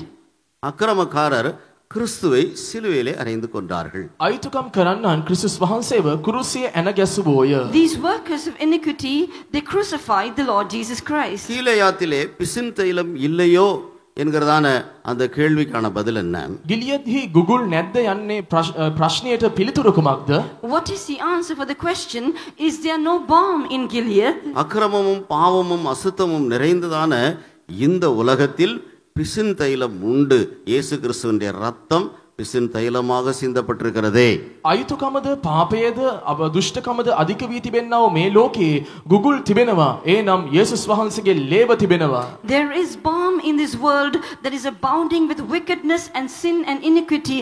The blood of Jesus Christ has been poured out as balm. ரணவைத்தியனும் அங்கே இல்லையோ என்கிற ஒரு கேள்வியை பார்க்கிறோம். එහි බෙදෙක් නැද්ද කියා ප්‍රශ්නයක් ඒ ස්ථානයේ අසනු We ලබනවා. see another question, is there no physician there? அப்போ கர்த்தராகிய இயேசு கிறிஸ்து சிலுவையிலே மரித்து அவர் தம்முடைய பரிசுத்தமான ரத்தத்தை நமக்காக சிந்தி இருந்தாலும் අපගේ ස්වාමී වූ යේසුස් ක්‍රිස්තුස් වහන්සේ කුරුසියේ මරණු ලැබ උන්වහන්සේගේ ශුද්ධ වූලේ අප උදෙසා වගුරුවා තිබුණත් Although our Lord Jesus Christ was crucified on the cross of Calvary, and though he shed his precious blood for us, அந்த ரத்தத்தை எடுத்து பயன்படுத்துகிற ஒரு ரணவைத்தியன் தேவையாக இருக்கிறது. ඒ ලේ උපයෝගී කරන්නා වූ වෙදෙක් අවශ්‍යව තිබෙනවා. we need a physician who is able to make use of that blood. அதற்காகத்தான் மரித்து உயிர்த்தெழுந்த கர்த்தராகிய இயேசு கிறிஸ்து பரிசுத்த ஆவியானவரை பூமிக்கு அனுப்பி கொடுத்தார். ඒ නිසාමයි මරණයට පත්ව නැවත නැගිට්ටා වූ යේසුස් වහන්සේ ශුද්ධාත්මයන් වහන්සේව මේ පොළවට එවා දුන්නේ. That is why Jesus Christ, who died and rose again, sent the Holy Spirit into this world. அப்போ பாவம் நிறைந்த இந்த உலகத்தில் இயேசு கிறிஸ்துவின் ரத்தம் கீலேயாத்தின் பிசின் தைலமாக சிந்தப்பட்டிருக்கிறது. පාපයෙන් පිරුණා වූ මේ ලෝකේ යේසුස් වහන්සේගේ ලේ ගිලියද්හි ගුගුල් මෙන් වගුරුවා තිබෙනවා. In this world filled with sin, the blood of Jesus has been poured forth as a balm of Gilead. பரிசுத்த ஆவியானவர் ரண வைத்தியனாக இந்த பூமியிலே வந்து கிரியை செய்து கொண்டிருக்கிறார். ශුද්ධාත්මයන් වහන්සේ බෙදෙක් ලෙසට මේ පොළවට පැමිණ ක්‍රියා කරමින් සිටිනවා. The Holy Spirit has come down and is working in this world as a physician. அப்படியானால் இந்த வியாதி என்பதனுடைய பொருள் என்ன? එසේනම් මේ රෝගය යන්නෙහි අර්ථ කුමක්ද? If so, what is the meaning of sickness? நாம் எழுத்தின்படியான சரீர பிரகாரமான வியாதியையும் நாம் எடுத்துக்கொள்ளலாம். அதிலே පදකතාර්ථව ශාරීරික රෝග අපට ගත හැකි. There are literal physical illnesses. ஆனால் இங்கே தீர்க்கதரிசியின் மூலமாக கர்த்தர் வியாதியாய் காண்கிற காரியங்கள் என்ன? නමුත් මේ අනාගත වත්රුවරයා කරන කොටගෙන උන්වහන්සේ මේ ස්ථානයේ රෝගයක් ලෙසට සලකන්නේ කුමක්ද? But through this prophet, what does the Lord perceive as sickness in this place? கர்த்தருடைய ஜனங்களுக்குள் காணப்படுகிறதான தேவனுடைய சபைக்குள் காணப்படுகிறதான தேவனுடைய ஊழியர்கள் விசுவாசிகளிடையே காணப்படுகிறதான சீர்கேடுகளாக இருக்கிறது. දේව සෙනග තුල දකින්න ලබන්නා වූ උන්වහන්සේගේ සේවකයන් ඇදහිලිවන්තයන් වන්නා වූ සභාව තුල දකින්න ලබන්නා වූ අපිලිවිලකම් මේ සඳහන් කරනු ලබනවා. These are imperfections and backslidings that are seen among the people of God, that are seen within the church of God, that are seen in the lives of the believers and the servants of God. மொத்தத்திலே தேவனுடைய சபை மற்றும் உலக ஜனங்கள் இவர்களோடு கூட நாம் ஒப்பிடும்போது දෙවියන් වහන්සේගේ සභාව දේව සෙනග මේ ලෝකය හා සමග සංසන්දනය කරන විට When we compare the people of God, the church of God to the world, இந்த வியாதி என்பது பாவ வாழ்க்கையை காண்பிக்கிறது. මේ රෝගය පාපිෂ්ඨ ජීවිතයක් පින්නුම් කරනවා. this sickness is a sinful life. பின்மாற்றமான வாழ்க்கையை காண்பிக்கிறது. පසුබට ජීවිතය පෙන්වයි. It denotes a backslidden life. சாபத்தையும் கூட காண்பிக்கிறது. ශාපය පෙන්නුම් කරයි. It denotes curse. பொருளாதார குறைச்சல்கள், கடன் பிரச்சனைகள், பாரங்கள், வறுமை, தரித்திரங்கள் போன்ற காரியங்களையும் கூட காண்பிக்கிறது. ආර්ථික අගහිඟතාවල් ණය ප්‍රශ්න පෙන්නුම් කරනවා. It can also show financial constraints, debts, poverty, etc. தேவனோடும் மனிதனோடும் நல்மனசாட்சி இல்லாத கெட்ட மனசாட்சியை காண்பிக்கிறது. දෙවියන් වහන්සේටත් මනුෂ්‍යයාටත් අතර තිබෙනා වූ යහපත් හෘද සාක්ෂියක් නැති අයහපත් හෘද සාක්ෂිය පෙන්නුම් කරනවා.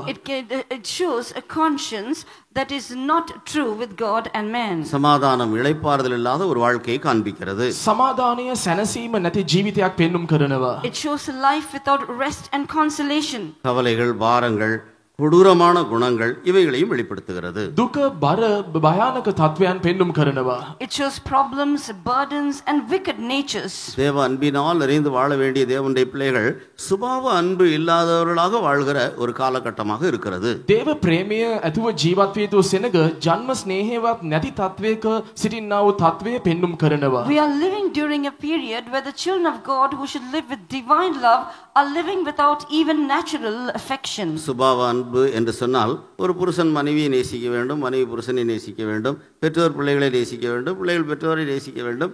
இது அந்த இரத்த பாசம் என்கிற ஒன்று இருக்கிறது. ස්වභාවික ප්‍රේමය කියා කියන විට භාර්යාව පුරුෂයාට ප්‍රේම කළ යුතුයි, දරුවන් දෙමව්පියන්ට ප්‍රේම කළ යුතුයි. தேவனுடைய ஜனங்களிடையிலேயும் கூட இப்படிப்பட்ட ஒரு அன்பற்ற தன்மை காணப்படுகிறது. දෙවියන් වහන්සේගේ දරුවන් තුල පවා මෙසේ ප්‍රේමයක් නැත්තා වූ තත්වය දකිනු ලබනවා. Natural love is a husband has to love his wife, and a wife has to love her husband, where children love their parents, where parents love their children. But even among the people of God, we find they are devoid of such love. பலவிதமான வியாதிகள், மந்திரவாத கட்டுகள் போன்றவைகளையும் கூட காண்பிக்கிறது என்று சொல்லலாம். විවිධාකාර රෝගයන්, හුනියම් බන්ධන මෙවන් දේවල්ද පෙන්눔 කළ හැකියි. It can also show sicknesses and witchcraft, bindings, etc. சிலர் தங்களுடைய குடும்பங்களில் விவாகமாகியும் சுதந்திரவாளி சந்ததி இல்லாதவர்களாக இருக்கிறார்கள். அதுவும் கூட அதையும் கூட நாம் சேர்த்துக் கொள்ளலாம். සමහරු තමුන්ගේ ජීවිතවල විවාහ වෙනවා, නමුත් ඔවුන්ගේ දරුවන් නැති තත්වයක් මේද පෙන්눔 කරයි. It can also show some who despite being married are childless. நான் சொல்லாத பல பிரச்சனைகள் கூட ஜீவிதத்தில் இருந்தால் அதையும் கூட இந்த வியாதி என்கிற பகுதியிலே நீங்கள் சேர்த்துக் கொள்ளுங்கள். මා නොකියවා වූ සමහර ප්‍රශ්න ඔබට තිබෙන්න පුළුවන්. මේද මේ රෝගිය කියන්නා වූ මේ පැත්තට ඔබ ගත හැකියි. If there are problems in your life that I have not mentioned here, you can include them in this list of sicknesses. எரேமியாவின் புஸ்தகம் 3ஆம் அதிகாரம் 12 முதல் 14 வரை. Jeremiah 3 වන පරිච්ඡේදයේ 12 වන පදයේ සිට 14 වන පදයේ දක්වා. Jeremiah chapter 3 verses 12 to 14. නුඹ ගොස් උතුරු දෙසට මේ වචන ප්‍රකාශ කරපන්න. අහක්ව ගියා වූ ඊශ්‍රායෙල් හැරී වරෙන්නයි ස්වාමීන් වහන්සේ කියනසේක. මම නුඹලා දෙස කෝපයෙන් නොබලන්නෙමි. මක්නිසාද මම කරුණාවන්ත යෙමි ස්වාමීන් වහන්සේ කියනසේක. මම සදාකාලයටම උදාස තබා නොගන්නෙමි. නුඹේ අයිතුකම පමණක් දැනගනින්න. මක්නිසාද නුඹේ දෙවියෝ ස්වාමීන් වහන්සේට විරුද්ධව නුඹ කැරලි ගසා එහා මෙහා සියලු අමුගස් යට අන්‍යයන් ළඟට ගියේහිය. මාගේ හඬට අකීකරු උනේහියයි ස්වාමීන් වහන්සේ කියනසේක. Go and proclaim these words toward the north, and say, Return thou backsliding Israel, saith the Lord, and I will not cause mine anger to fall upon you, for I am merciful, saith the Lord, and I will not keep anger forever. Only acknowledge thine iniquity, that thou hast transgressed against the Lord thy God, and hast scattered thy ways to the strangers under every green tree, and ye have not obeyed my voice, saith the Lord. Turn, O backsliding children, saith the Lord, for I am married unto you, and I will take you one of a city, and two of a family, and I will bring you to Zion. நீ போய் வடதிசையை நோக்கி கூற வேண்டிய வார்த்தைகள் என்னவென்றால், சீர்கெட்ட இஸ்ரவேலே திரும்பு என்று கர்த்தர் சொல்லுகிறார். நான் உங்கள் மேல் என் கோபத்தை இறங்க பண்ணுவதில்லை. நான் கிருபை உள்ளவர் என்று கர்த்தர் சொல்லுகிறார். நான் என்றென்றைக்கும் கோபம் வைக்க மாட்டேன். நீயோ உன் தேவனாகிய கர்த்தருக்கு விரோதமாய் துரோகம் பண்ணி பச்சையான சகல மரத்தின் கீழும் அந்நீரோடைய சோரமார்க்கமாய் நடந்து உன் அக்கிரமத்தையும் என் சத்தத்துக்கு செவிகொடாமற் போனதையும் ஒத்துக்கொள் என்று கர்த்தர் சொல்லுகிறார். சீர்கெட்ட பிள்ளைகளை திரும்புங்கள் என்று கர்த்தர் சொல்லுகிறார். நான் உங்கள் நாயகர், நான் உங்களை ஊரில் ஒருவனும் வம்சத்தில் 2 பேருமாக தெரிந்து உங்களை சீயோனுக்கு அழைத்து கொண்டு வந்து. அதிலே 22ஆம் வசனம். එහි 22 වන පදය. Read also verse 22. අහක්ව ගියා වූ දරුවනි හැරී වරෙල්ලා මම නුඹලාගේ පසුබට වීම සුව කරන්නෙමි. මෙන්න අපි ඔබ වෙතට ඇවිත් සිටිමුව. මක්නිසාද ස්වාමීන් වහන්සේ ඔබම අපේ දෙවියන් වහන්සේය. Return, ye backsliding children, and I will heal your backslidings. Behold, we come unto thee, for thou art the Lord our God. சீர்கட்ட பிள்ளைகளை திரும்புங்கள், உங்கள் சீர்கேடுகளை குணமாக்குவேன் என்றார். இதோ உம்மிடத்தில் வருகிறோம், நீரே எங்கள் தேவனாகிய கர்த்தர். சீர்கட்ட பிள்ளைகளை திரும்புங்கள், நான் உங்கள் சீர்கேடுகளை குணமாக்குவேன். අහත්ව ගියා වූ දරුවනි හැරී වරෙල්ලා මම නුඹලාගේ පසුබට වීම සුව කරමි. Return, ye backsliding children, and I will heal your backslidings.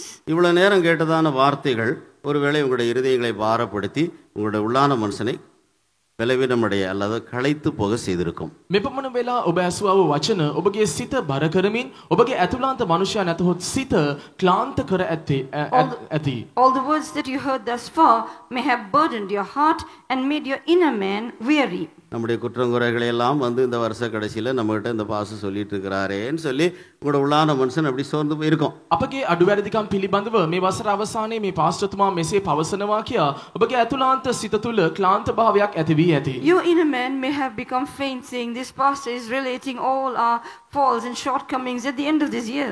ஆனால் உங்களை ஊக்குவிக்கக்கூடிய சத்தியங்களும் இதிலே உண்டு. නමුත් ඔබව උද්‍යෝගිමත් කරන්නා වූ සත්‍යයන් මේ තුල අඩංගුව තිබෙනවා. But there are also truths here that can encourage you. நம்முடைய சீர்கேடுகளின் நிமித்தமாக நம்முடைய தேவன் நம்மை இழந்து போக விரும்பவில்லை, அவர் நம்மை ஆதாயப்படுத்திக் கொள்ளவே விரும்புகிறார். අපගේ අපිලිවෙලව නැතහොත් පසුබඩකම් නිසා දෙවියන් වහන්සේ අපව නැති කරගන්න කැමති නැහැ. අපව උන්වහන්සේ දිනා ගන්න ලබා ගන්න කැමති වනසේක. The Lord does not want to lose us because of our backslidings. Instead, He wants to win us over.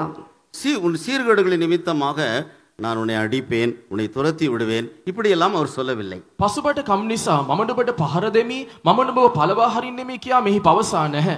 The Lord has not said, I'm going to beat you because of your backsliding. I'm going to drive you away because of your backsliding. சீர்கெட்ட பிள்ளைகளே திரும்புங்கள், நான் உங்கள் சீர்கேடுகளை குணமாக்குவேன் என்று சொல்லுகிறார். අහක්ව ගියා වූ දරුවෙනි හැරි වරෙල්ලා මම නුඹලාගේ පසුබඩවීම සුව කරමි. But instead, He says, return ye backsliding children, and I will heal your backslidings. அதாவது வியாதியாக அந்த உன் சீர்கேடுகளை கர்த்தர் ஒரு வியாதியாக காண்கிறார். පසුබටකම් උන්වහන්සේ රෝගයක් ලෙස දකිනවා. The Lord looks at your backsliding as sickness. அது உன்னுடைய ஆவிக்குரிய வியாதியாக இருக்கிறது. එය ඔබගේ ආත්මික රෝගයක්ව තිබේ. This is your spiritual sickness. உன் ஆத்துமா வாழ்கிறது போல நீ எல்லாவற்றிலும் வாழ்ந்து சுகமாய் இருக்க வேண்டும் என்றுதான் பரிசுத்தவான்கள் விரும்புகிறார்கள். නුඹේ ආත්මය සඵලව තිබෙන්නාසේ නුඹ සියල්ලේ සඵල විය යුතුයි ඓශ්වර්යවන්තයන් බලාපොරොත්තු වෙනවා. The saints of God expect you to be in good health and prosper even as your soul prospereth. வியாதியாய் உள்ள பிள்ளையை பெற்றோர் அடிப்பார்களா? රෝගීව සිටින්නා වූ දරුවෙකුට දෙමව්පියන් පහර දෙයිද?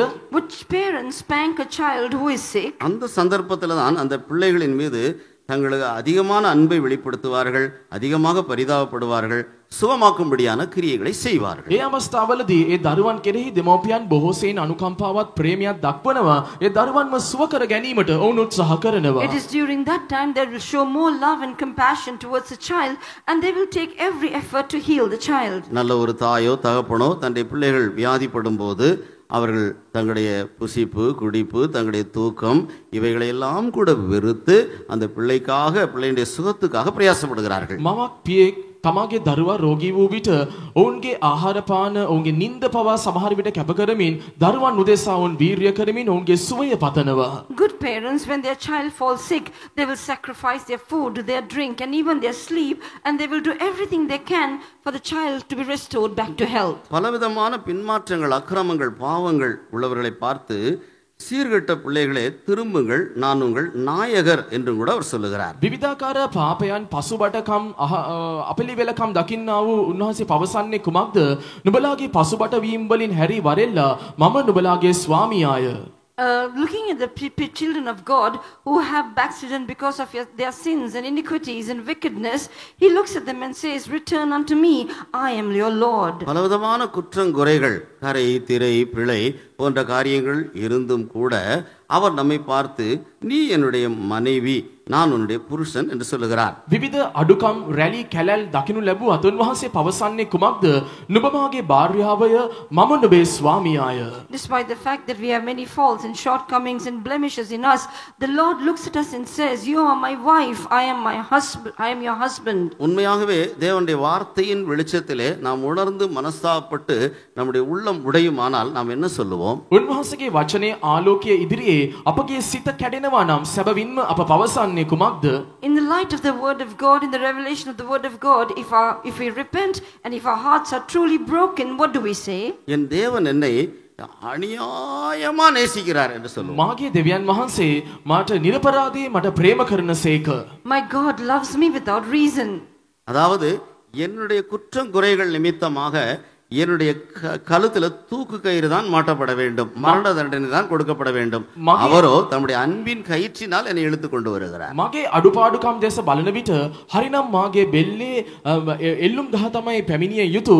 නමුත් උන්වහන්සේගේ ප්‍රේමයේ ලනු ප්‍රේමයේ රැහන් මා වෙතට පැමිණෙන තිබෙනවා. Because of my iniquities and wickedness, the hangman's rope should be around my neck, but he has drawn me with his cords, the ropes of love. இப்படி என் தேவன் என்னை நேசிப்பாரா? இப்படி அநியாயமா என்னை நேசிக்கிறார். நேசிக்கிறதுக்கே நான் பாத்திரமான அல்ல.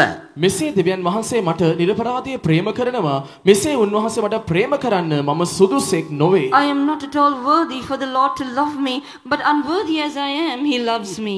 எரேமியா 14 அதிகாரம் 17 வசனம். යெරමියා 14 වන පරිච්ඡේදයේ 17 වන පදය. Jeremiah chapter 14 and verse 17. මේ වචනය ඔවුන්ට කියාපන්න. එනම් නොනැවතී රෑදාවල් මාගේ ඇස් වලින් කඳුළු ගලාවා. මක්නිසාද මාගේ සෙනග වූ කන්‍යා දුව මහත් තුවාලයකින්ද ඊතා තද පහරකින්ද පීඩිත වූාය. Therefore thou shalt say this word unto them, let mine eyes run down with tears night and day, and let them not cease. For the virgin daughter of my people is broken with a great breach, with a very grievous blow. என் கண்களிலிருந்து இரவும் பகலும் ஓயாமல் கண்ணீர் ஓடிக்கொண்டிருக்கும். என் ஜனமாகிய குமாரத்தியாகிய கன்னிகை மகா வேதனையுள்ள அடியினாலும் கொடிய காயத்தினாலும் சேதப்பட்டிருக்கிறாள்.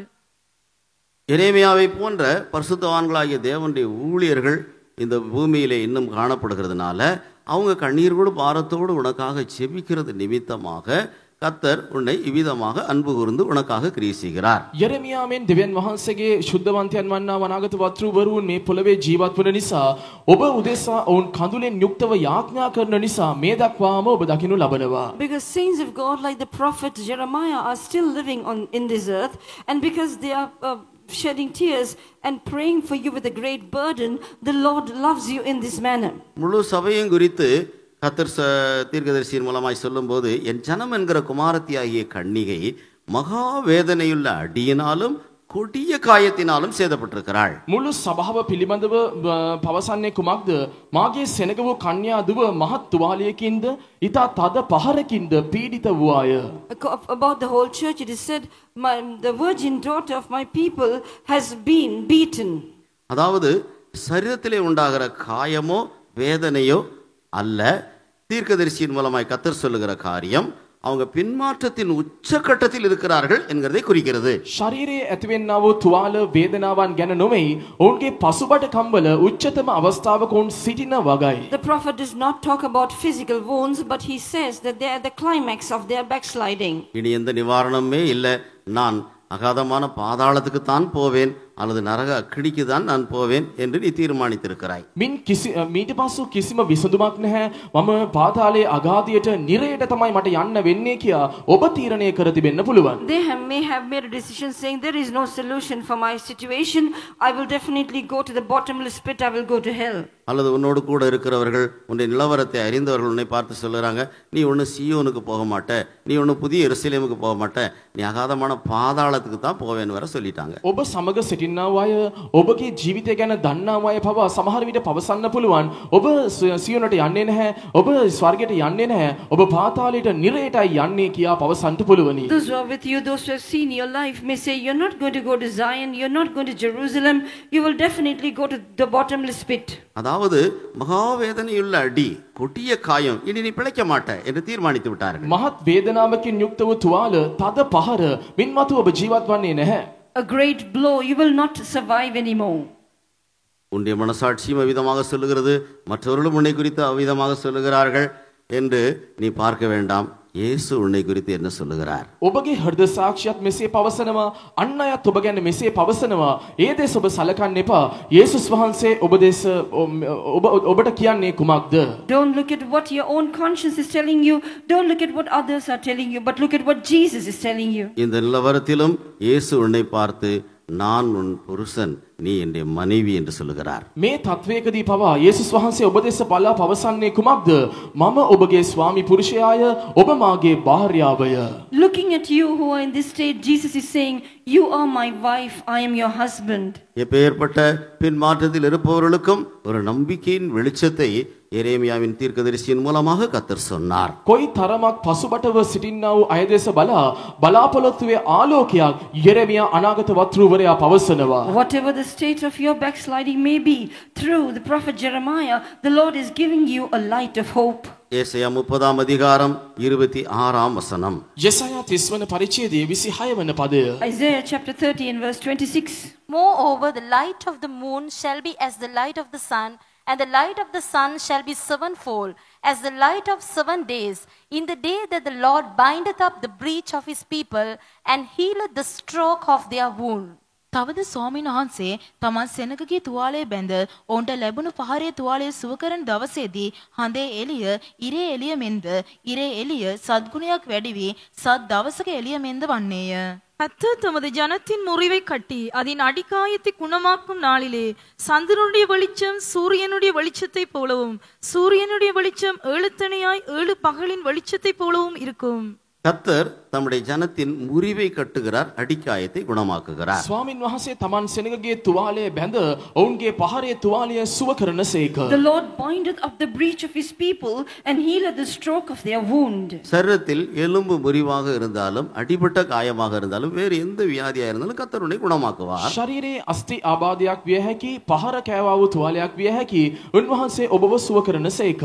There may be bruises in your body, there may be broken wounds or any other kind of wounds, the Lord will heal you. ஆனால் தீர்க்கதரிசி சொல்லுகிறதான அந்த ஜனத்தின் முறிவு என்பது அது மன முறிவை காண்பிக்கிறது, மன அழுத்தத்தை காண்பிக்கிறது. නමුත් මේ ස්ථානයේ අනාගත වක්තෘවරයා පවසන්නා වූ මේ ආබාධය කුමක්ද නම් ඔවුන්ගේ මනසේ ඇතිවෙන්නා වූ ආබාධයකි, පහර කෑමකි. But here the prophet speaks of binding the breach of the people.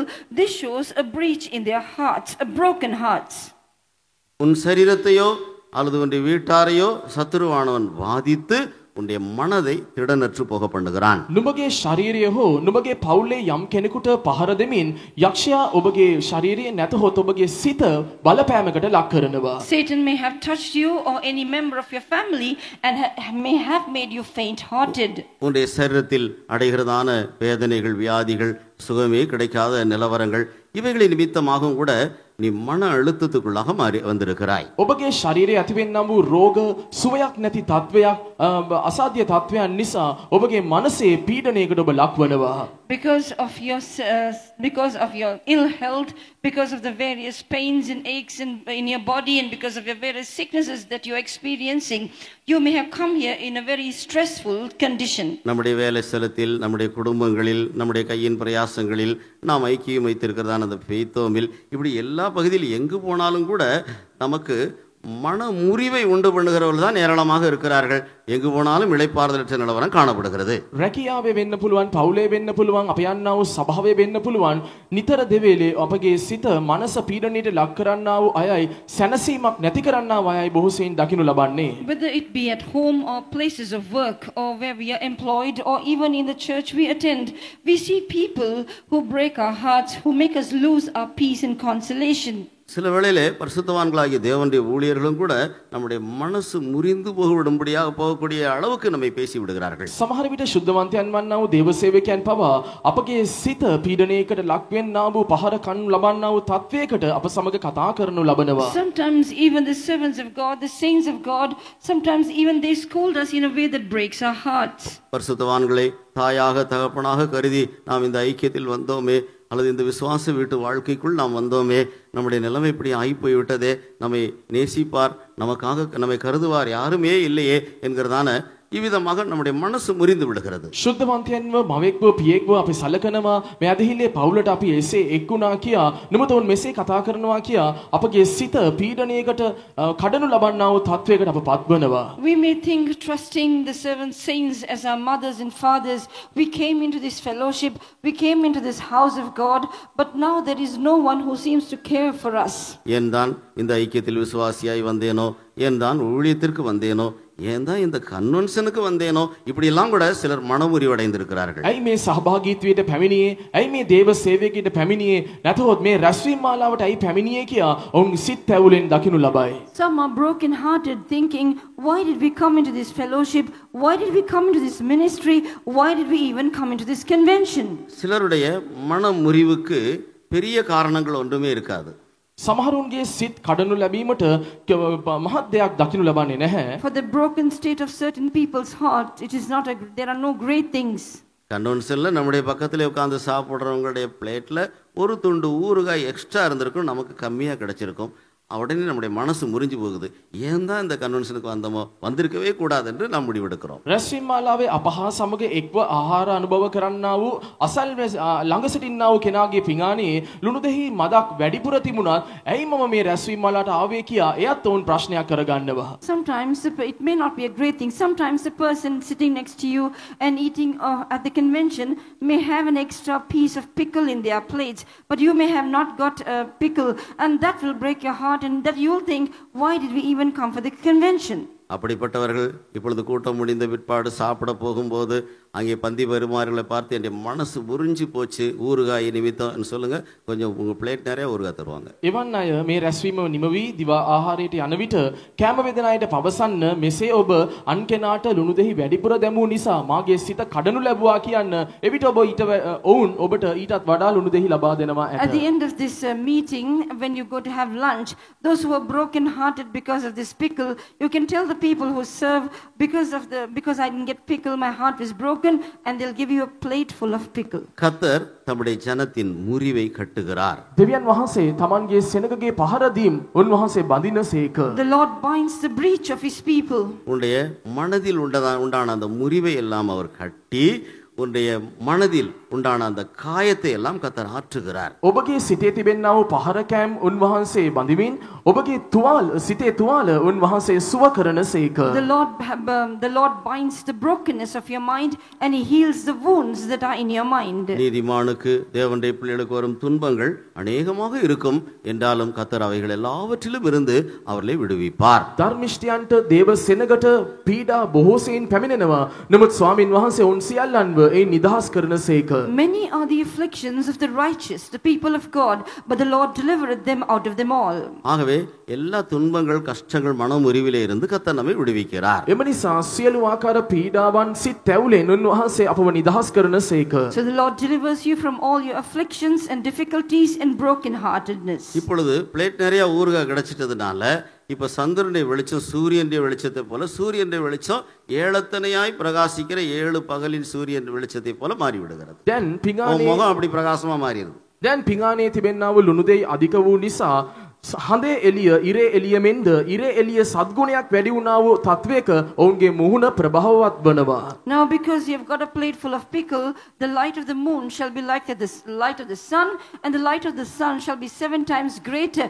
Your face will be full of light like that. எப்பேற்பட்ட மன அழுத்தத்தில் உடையவர்களாக, எப்பேற்பட்ட பிரச்சனைகளினால் மன அழுத்தமுள்ளவர்களாக இருக்கிறவர்களையும் கர்த்தர் விடுவிக்கிறார். மாத்திரமல்ல, அவருடைய உள்ளான மனுஷனிலே ஒரு பெரிய ஆறுதல், சந்தோஷம், சமாதானம், ஒரு எழுப்புதலே உண்டாகி விடுகிறது. බොහෝ ප්‍රශ්න නිසා සිත් තැවුලෙන් සිටින්නා වූ ඕනෑම කෙනෙක්ව ස්වාමින් වහන්සේ නිදහස් කරනවා. ඔවුන්ගේ අභ්‍යන්තරය සිත්වල සතුට උන්වහන්සේ ලබා දෙනවා. The Lord delivers anyone who may be in any condition of stress and sorrow because of the problems that they are facing, and the Lord fills their lives with light. எபிரேயர் 11ஆம் அதிகாரம் 36 37 வசனங்களில் சொல்லி இருக்கிறது போல, හෙබ්‍රේව 11 වන පරිච්ඡේදයේ 36 37 පවසා තිබෙනාseම, as it said in Hebrews chapter 11 verses 36 and 37, நிந்தைகள், பாடுகள், கட்டுகள், காவல் போன்ற பலவிதமான இன்னல்களை நீ அனுபவித்துக் கொண்டிருக்கிறாய். නින්දාවන් වද කරනු ලැබීම, සරදම් කරනු ලැබීම, හිරගෙදර දමනු ලැබීම වැනි පීඩාවන් වලට හසු වී සිටී. You may be going through many trials and persecutions like mockings and scourgings, bonds and imprisonment. கல்லால் எறியப்பட்டார்கள், வாளால் அறுக்கப்பட்டார்கள், பட்டயத்தினால் வெட்டப்பட்டு மரித்தார்கள், குறைவையும் துன்பத்தையும் அனுபவித்துக் கொண்டிருந்தார்கள். ගල් ගසනු ලැබුවෝය, කඩු මුහතින් කපනු ලැබුවෝය, ඔවුන් දුර්වලව සිටියත් බල සම්පන්න වූවෝය, සරදම් වලින්ද පහර වලින්ද සම්පූර්ණ වුණෝය. They were stoned, they were sawn asunder, they were tempted, they were slain with the sword, and they experienced many wants and needs. ஒரு உண்மையான கிறிஸ்தவ ஜீவியத்தின் நிமித்தமாக மாத்திரமல்ல, ஒரு பிரதிஷ்டையான ஊழியத்தின் நிமித்தமாக பல துன்பங்களை நீ அனுபவிக்கிறாய், பல நிந்தைகள், அவமானங்களை நீ அனுபவிக்கிறாய். காரணமே இல்லாமல், எந்த காரணமே இல்லாமல் குற்றச்சாட்டப்படுகிறாய். நிவாரணம் இல்லையோ என்று கத்துகிறதான சத்தம் தேவனுடைய சந்நிதியிலே எட்டி இருக்கிறது. සැබෑ කිතුණු ජීවිතයක් ගත කරන්නා ඔබ, කැපවීමෙන් දේව සේවය කරන්නා ඔබ, කාරණයක් නැතුවම විවිධාකාර නින්දාවන් අවමානයන් ලැජ්ජාවන්ට පත් වෙනවා මට මිදීමක් විසඳුමක් නැද්දයි මොරගසන්නා වූ හඬ දෙවියන් වහන්සේගේ අභිමුඛයේ දකිනු ලබයි. Because you're living a true Christian life, because you have entered into a consecrated service for the Lord, you are experiencing many reproaches, afflictions, and shame, and you have been accused without any reason. And the sound of your groaning, is there no solution to this, has reached the ears of the Lord. உன்னுடைய மன அழுத்தத்துக்கான அந்த காரணங்களின் நிமித்தமாக நிவாரணம் இல்லையோ என்று நீ கதறுகிறதான சத்தம் தேவனுடைய சந்நிதியிலே எட்டி இருக்கிறது. ඔබගේ සිතේ සිත් තැවුලට මට මිදීමක් නැද්ද කියන්නා වූ හඬ දෙවියන් වහන්සේගේ අභිමුඛයට පැමිණ තිබෙනවා. The voice of your crying out saying, is there no solution to the problems and to this life of difficulty that I am experiencing? That voice, your voice has entered the presence of God. நிவாரணம் உண்டு.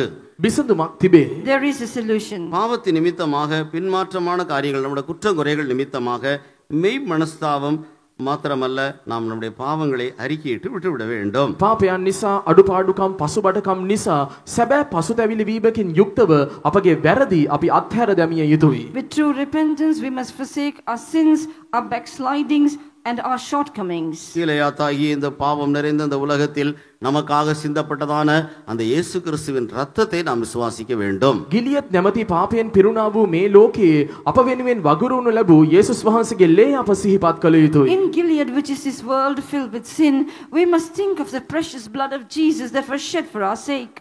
எரேமியா 8ஆம் அதிகாரம் 6ஆம் 7ஆம் வசனங்களை பார்க்கும்போது යෙරමියා 8 වන පරිච්ඡේදයේ 6 වන 7 වන පද අප කියවන විට Jeremiah chapter 8 verse 6 and 7 we read, அவருடைய ஜீவியத்தில் பொய்யை அடைக்கலமாக்கி கொண்டு ஜீவித்தார்கள். ඔවුන්ගේ ජීවිතයේ බොරුව රැකවරණයක් ලෙස ඔවුන් තබා ගත්තෝය. they have made lies the refuge of their lives. அவர்கள் மற்றவர்களுக்கு பொல்லாப்பு செய்யும்படியாக ஓடி ஓடி ஓடி பொல்லாப்பு செய்தார்கள். අන් අයට නපුර කරන පිණිස දුව යමින් ඔවුන් නපුර කළෝය. They have been running to do evil to others. கர்த்தருடைய நியாயத்தை அறியாதவர்களாக அவர்கள் இருந்தார்கள். දෙවියන් වහන්සේගේ විනිශ්චයන් ඔවුන් නොදැන ජීවත් වුණා. They were unaware of the judgments of God. அந்நியருடைய மாயைகளை பின்பற்றினார்கள். අන්‍යයන්ගේ මායාවන් ඔවුන් අනුගමනය කළා. They followed after the vanities of strangers. விக்கிரகங்களை அவர்கள் பின்பற்றினார்கள். රූප ඔවුන් අනුගමනය කළා. They followed after idols. அவருடைய ஜீவியத்தில் கபடம் காணப்பட்டது. ඔවුන්ගේ ජීවිතයේ වංචාව දකිනු ලැබුවා. Guile was found in their lives. சங்கீதக்காரர் சொல்லுகிறார், கபடு செய்கிறவன் என் வீட்டுக்குள் நிலைத்திருப்பதில்லை. ගීතිකාකරු පවසනවා වංචාකාරයන් මාගේ නිවසේ නොරඳන්නේය. It is said in the book of Psalms that he that has guile shall not abide in my house. வெளிப்படுத்தல் 14ஆம் அதிகாரம் 5ஆம் வசனத்திலே சீயோனிலே நிற்கிறவருடைய வாயிலே கபடம் காணப்படவில்லை. එලිදරව් 14 වන පරිච්ඡේදයේ 5 වන පදයේ කියා තිබෙනවා සියොනේ සිටින්නා වූ අයගේ මුඛයේ බොරුවක් සම්බ නොවිය. In Revelation chapter 14 and verse 5 we read that there is no guile found in the mouths of those who stand on Mount Zion. இயேசு சொன்னார், நரிகளுக்கு குழிகளும் ஆகாயத்து பறவைகளுக்கு கூடுகளும் உண்டு, மனுஷகுமாரனுக்கோ தலை சாய்க்க இடமில்லை. යේසුස් වහන්සේ කීවා සිවලුන්ට බෙන්ඩ ආකාශයේ පක්ෂීන්ට කූඩුද තිබේ. නමුත් මනුෂ්‍ය පුත්‍රයාට හිස තබන්න තැනක් නැත. Jesus said, foxes have holes and the birds of the air have nests, but the Son of Man has no place to lay his head. பிரதிஷ்டையுள்ள ஊழியர்கள் அதுபோல தியாகிகளாய் ஜீவிக்க வேண்டும் என்பதற்காக இயேசு அப்படி சொன்னார். කැපකරනු ලැබූ දේවසේවකයන් ත්‍යාගශීලීව ජීවත් විය යුතුයයි යේසුස් වහන්සේ මෙසේ පැවසුවා. Jesus said this so that in order to tell that the servants of God who are consecrated should live sacrificial lives. ஆனால் சிலர் அந்த வசனத்தை தவறாக வியாக்கியானப்படுத்திக் கொள்கிறார்கள். නමුත් සමහරු මේ පදය වැරදි ලෙස අර්ථ ගන්වනවා. But some misinterpret this verse. நீ மனுஷகுமாரனாகிய இயேசு கிறிஸ்துவை போல் ஜீவித்தால் உன் தலையில மிளகா அரைச்சிருவாங்க, நீ ஜீவிக்கவே முடியாது, நீ நரி போல ஜீவிச்சா ஜீவிக்கலாம். මනුෂ්‍ය පුත්‍රයා වූ යේසුස් වහන්සේ වාගේ ජීවත් වුණා නම් අනිත් අය ඔබගේ හිසේ මිරිස් සම්බරයි. එම නිසා ඔබ தந்திரமாக வஞ்சகமாக සිවලුන් ලෙස கபடமாக ஜீவிச்சா விசுவாச வீட்டில் ஜீவிக்கலாம். இப்படி தவறான அறிவை உடையவர்களாக இருக்கிறார்கள். සිවලුන් ලෙස වංචා සහගතව ඔබට ඇදහිලි නිමිසේ ජීවත් වෙන්න පුළුවන් කියා වැරදි අර්ථයක් ඇතුව ඔවුන් ජීවත් වෙනවා. They misinterpret this verse and say, if you live as the Son of Man, they will grind chili on your head. You will not be able to survive in the house of God. So you must be willy like foxes, and that's how you can survive. எல்லாவற்றையும் பிரதிஷ்டை செய்து வந்தவர்களாக இருந்தாலும் இந்த கபடமான வஞ்சகமான இந்த தந்திரமான பழக்க வழக்கங்களை அவர்கள் விடுகிறதில்லை. සියල්ල කැපකර ආවත් මේ වංචා සහගත රැවටිලිකාර පුරුදු ඔවුන් අත්හරින්නේ නැහැ. Even though they have forsaken everything and consecrated themselves, they do not forsake this craftiness that is found in their lives. மாறாக நடத்திப்பாளாய் பரிசுத்தவான்களையும் விசுவாசிகளையும் அவர்களையும் இவர்களையும் அதையும் இதையும் குறை சொல்லிக் கொண்டே இருப்பார்கள். මග පෙන්වන්නා වූ ශුද්ධවන්තයන්ව ඇදහිලිවන්තයන්ව ඔවුන් අඩුපාඩුකම් පවසමින් සිටී. So they accuse the leaders and the believers and the saints. நாம் என்ன செய்ய வேண்டும்? අපි කළ යුත්තේ කුමක්ද? What should we do? எரேமியா 46 அதிகாரம் 11 வசனம். යෙරමියා 46 වන පරිච්ඡේදයේ 11 වන පදය. Jeremiah chapter 46 and verse 11. Go up into Gilead and take balm, O virgin, the daughter of Egypt. In vain shalt thou use many medicines, for thou shalt not be cured. එම්බා මිසරය මිසරේ නම් කන්‍යා දුව ගිලියත්ට ගොස් Google ගනින්න නුඹ විසින් බොහෝ බෙහෙත් පාවිච්චි කිරීම නිෂ්ඵලය නුඹට සුවවීමක් නැත. எய்ப்தின் குமாரத்தியாகிய கன்னிகே, நீ கீலேயாத்துக்கு போய் பிசிந்தைலம் வாங்கு. திரளான அவிழ்தங்களை நீ கட்டுகிறது விருதா, உனக்கு ஆரோக்கியம் உண்டாகாது. அப்போ எகிப்தின் குமாரத்தியாகிய கன்னிகையே, நீ கீலேயாத்துக்கு போய் பிசின் தைலம் வாங்கு. මිසරේ නම් කන්‍යා දුව ගිලියත්ට ගොස් Google ගනින්න. Go up into Gilead and take balm, O virgin, the daughter of Egypt. உன்னுடைய பிரச்சனைகள் எதுவாக இருந்தாலும், உன்னுடைய பாவங்கள் குற்றங்குறைகள் எதுவாக இருந்தாலும் நிவாரணம் இயேசு கிறிஸ்துவின் ரத்தம் தான். வேற எந்த காரியங்களும் உனக்கு நிவாரணம் அளிக்க முடியாது. ඔබගේ පාපය ඔබගේ ප්‍රශ්න කොයිතරම් මහත්ව තිබුණත් එකම විසඳුම යේසුස් වහන්සේගේ ලේ පමණයි. Whatever the nature of your problem may be, whatever your sins and shortcomings may be, the solution is found only in the precious blood of Jesus. Nothing else can bring a solution to you. நம்முடைய சிலருடைய உள்ளம் சொல்லுகிறது, நான் ஒப்புரவாக மாட்டேன், மன்னிப்பு கேட்க மாட்டேன், நான் மன்னிக்க மாட்டேன், வேணா ஆண்டவரே நான் 3 நாள் தண்ணி குடிக்காம கூட உபவாசம் இருந்துறேன்னு சொல்றோம். අප සමහරුන්ගේ සිත් පවසන්නේ කුමක්ද නම්, ස්වාමිනී මම කමාව ඉල්ලන්නේ නැහැ, කමාව දෙන්නේ නැහැ, සමගි වෙන්නේ නැහැ. ඕනනම් දින 3ක් මම වතුරවත් නොබී උපවාසයෙන් සිටින්නම් කියා පවසනවා. The hearts of some of us are saying within us, Lord, I will not ask forgiveness, I will not forgive, I will not reconcile. If you want, I will fast for 3 days even without drinking water. நம்முடைய ஜீவியத்தை உணர்ந்து நம்மை நாமே சரிப்படுத்திக் கொள்ளாத பட்சத்தில், தேவனுடைய சமூகத்தில் மனஸ்தாபப்படாத பட்சத்தில் வேறு எந்த காரியங்களை செய்தாலும் நிவாரணம் உண்டாகாது. අපගේ ජීවිතය අපේ හැඟීමට නොගෙන දෙවියන් වහන්සේගේ අභිමුඛයේ පශ්චාත්තාප වී පසුතැවිලි නොවනවා නම් කිසිදු දෙයකින් විසඳුමක් ලැබෙන්නේ නැහැ. If we do not realize our own faults and if we do not repent and if we do not repent in the presence of God, nothing else can bring a solution to your problems. நான் என்னை சுத்திகரித்துக் கொள்ள மாட்டேன், இந்த காரியங்களெல்லாம் நான் விட மாட்டேன், நான் இதெல்லாம் என் வாழ்க்கையில வைத்து கொண்டு தான் இருப்பேன், கன்வென்ஷனுக்கு வேணா நிறைய காணிக்க கொடுத்துட்றேன், ஆண்டவரே என்னை விட்டுடுங்க, அதெல்லாம் ஒன்று நடக்க. திரளான அவிழ்தங்களை கூட்டுகிறது விருதா, பிரயோஜனம் இல்லை. මාව මම පවිත්‍ර කරගන්නේ නැහැ, මම හරිගස්ස ගන්නේ නැහැ. ඕන්නම් රැස්වීම මාලාවට මම ඕන තරම් මුදල් පඳුරු මම ලබා දෙන්නම්. නමුත් මේ කිසිම දෙයක් සාර්ථක වන්නේ නැහැ, සියල්ල නිෂ්ඵලයි. I will not forsake these things in my life. I will continue doing them. I will not sanctify myself, but I will go to the convention and give a big offering. This won't do, for many medicines cannot cure you. கீலேயாத்தின் பிசின் தைலம் கர்த்தராகிய இயேசு கிறிஸ்துவின் ரத்தமாக இருக்கிறது. ගිලියද්දී තිබෙනා වූ Google යේසුස් ක්‍රිස්තුස් වහන්සේගේ ලේව තිබෙනවා. So the balm of Gilead is the blood of Jesus Christ. அந்த ரத்தமானது நம்மை கழுவி சுத்திகரித்து நம்மை நீதிமானாக்குகிறது. ඒ ලේ අපව පවිත්‍ර කරමින් සෝදා හරිමින් අපව ධර්මිෂ්ඨයන් ලෙසට පත් කරනවා. That blood will cleanse and sanctify us and make us righteous. அந்த ரத்தத்தினாலே பாவ மன்னிப்பாகிய மீட்பு நமக்கு கிடைக்கிறது. ඒ ලේ කර්ණ කොටගෙන පව් කමාව වන්නා වූ මිදීම අපට ලැබෙනවා. Through that blood we receive redemption, the forgiveness of sins. அந்த இயேசுவின் ரத்தமானது நம்முடைய மனசாட்சியை செத்த கிரியைகளை சுத்திகரித்து ஜீவனுள்ள தேவனாகிய அவருக்கு தைரியத்தோடு ஊழியம் செய்யும்படியாக நமக்கு உதவி செய்கிறது. යේසුස් වහන්සේගේ ලේ අපගේ හෘද සාක්ෂිය මල ක්‍රියාවලින් අපව ඉවත් කරමින් ජීවමාන දෙවියන් වහන්සේට සේවය කිරීමට අපව සූදානම් The කරනවා. blood of Jesus sanctifies our minds and sanctifies our conscience out of dead works and helps us to serve the living God with boldness. இயேசு கிறிஸ்துவின் ரத்தம் நம்மை பிதாவாகிய தேவனுக்கு சமீபமாய் கொண்டு போகிறது. යේසුස් ක්‍රිස්තුස් වහන්සේගේ ලේ අපව පිය වූ දෙවියන් වහන්සේට සමීප කරයි. The blood of Jesus Christ sacrifice draws us closer to God the Father. அவர் சிலுவையில் சிந்தின ரத்தத்தினாலே நமக்கு சமாதானம் கிடைக்கிறது. උන්වහන්සේ කුරුසියේ වැගිරි වූ උන්වහන්සේගේ ලේ කර්ණ කොටගෙන අපට සමාදානය ලැබේ. We receive peace through the blood that the Lord Jesus shed on Calvary. அவர் தம்முடைய சொந்த ரத்தத்தினால் தம்முடைய ஜனத்தை பரிசுத்தம் செய்யும்படியாக நகரவாசலுக்கு புறம்பே பாடுபட்டார். උන්වහන්සේ තමන්ගේ සෙනගව පවිත්‍ර කරන පිණිස උන්වහන්සේ කඳවුරෙන් පිටත දුක් විඳ ලේ වැගිරි වූසේක. The Lord suffered without the gate that he may sanctify his people. அந்த ரத்தம் புது உடன்படிக்கையின் ரத்தம், குற்றமில்லாத மாசற்ற ரத்தம் என்று சொல்லப்படுகிறது. ඒ ලේ නවකිවිසුම් සභාවේ නවකිවිසුමේ ලේව තිබෙනවා, රැලි කැලලක් නැති ලේව තිබෙනවා. That blood is called the spotless, blameless blood, which is the blood of the new covenant.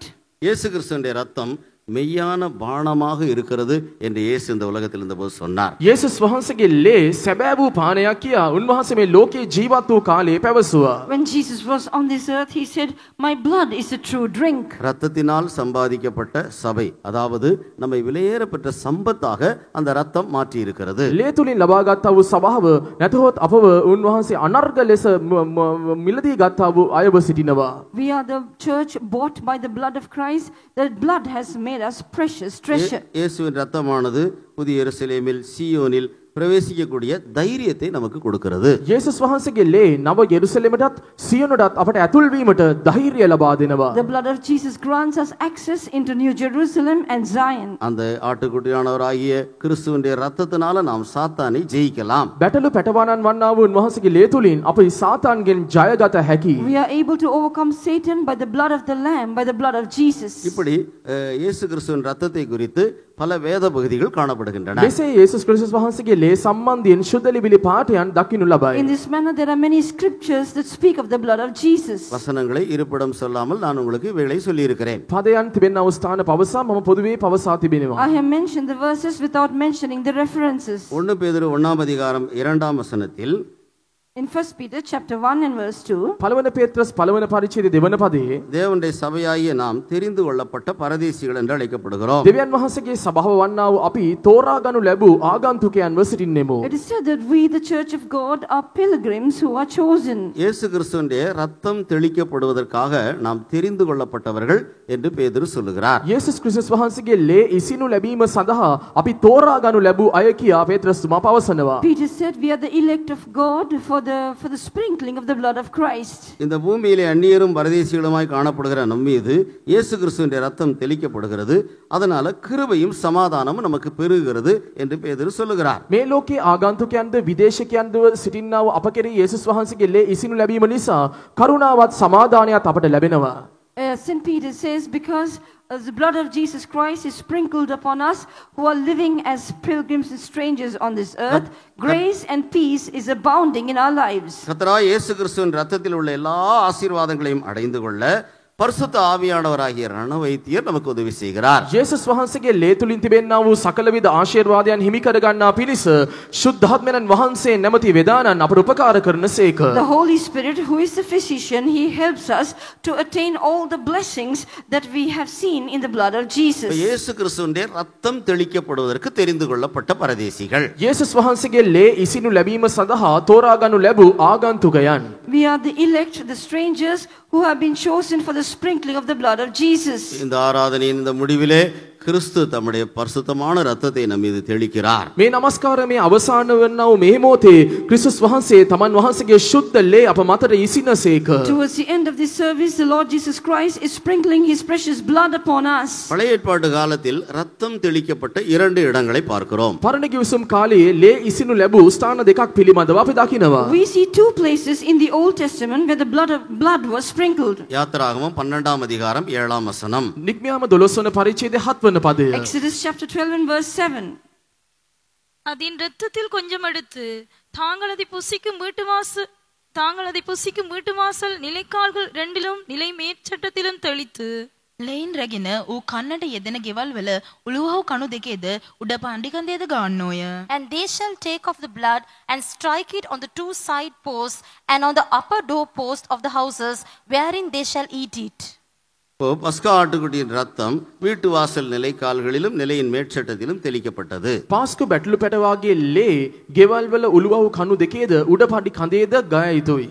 The blood of the paschal lamb was struck on the two side posts and in the upper door posts of the houses. இந்த தெளிக்கப்பட்ட இரத்தத்தினால் இஸ்ரவேல் புத்திரர் சங்காரம் செய்கிற தூதன் அழிவிலே இருந்து அவர்கள் பாதுகாக்கப்பட்டார்கள். මේ ඉසින ලැබූ ලේ කර්ණ කොටගෙන විනාශ කරන්නා වේ දූතයාගෙන් ඔවුන් නාස්ති වීමෙන් ඔවුන් වළකනු ලැබුවා. By this blood which was sprinkled, the children of Israel escaped the destroyer. கொடுக்கப்பட்ட பிரமாணங்கள், பஸ்காவை குறித்து கொடுக்கப்பட்ட பிரமாணங்களை கைக்கொண்டபடியினாலே எகிப்தின் அடிமைத்தனத்திலிருந்து விடுதலையாக்கப்பட்டார்கள். පාස්කුව සම්බන්ධයෙන් දෙනු ලැබූ ව්‍යවස්ථාවන් ඔවුන් අනුගමනය කළ නිසා මිසරයේ වහල් භාවයෙන් ඔවුන් මුදනු ලැබුවා. Because they kept the commandment concerning the Passover, they were delivered from the bondage of Egypt.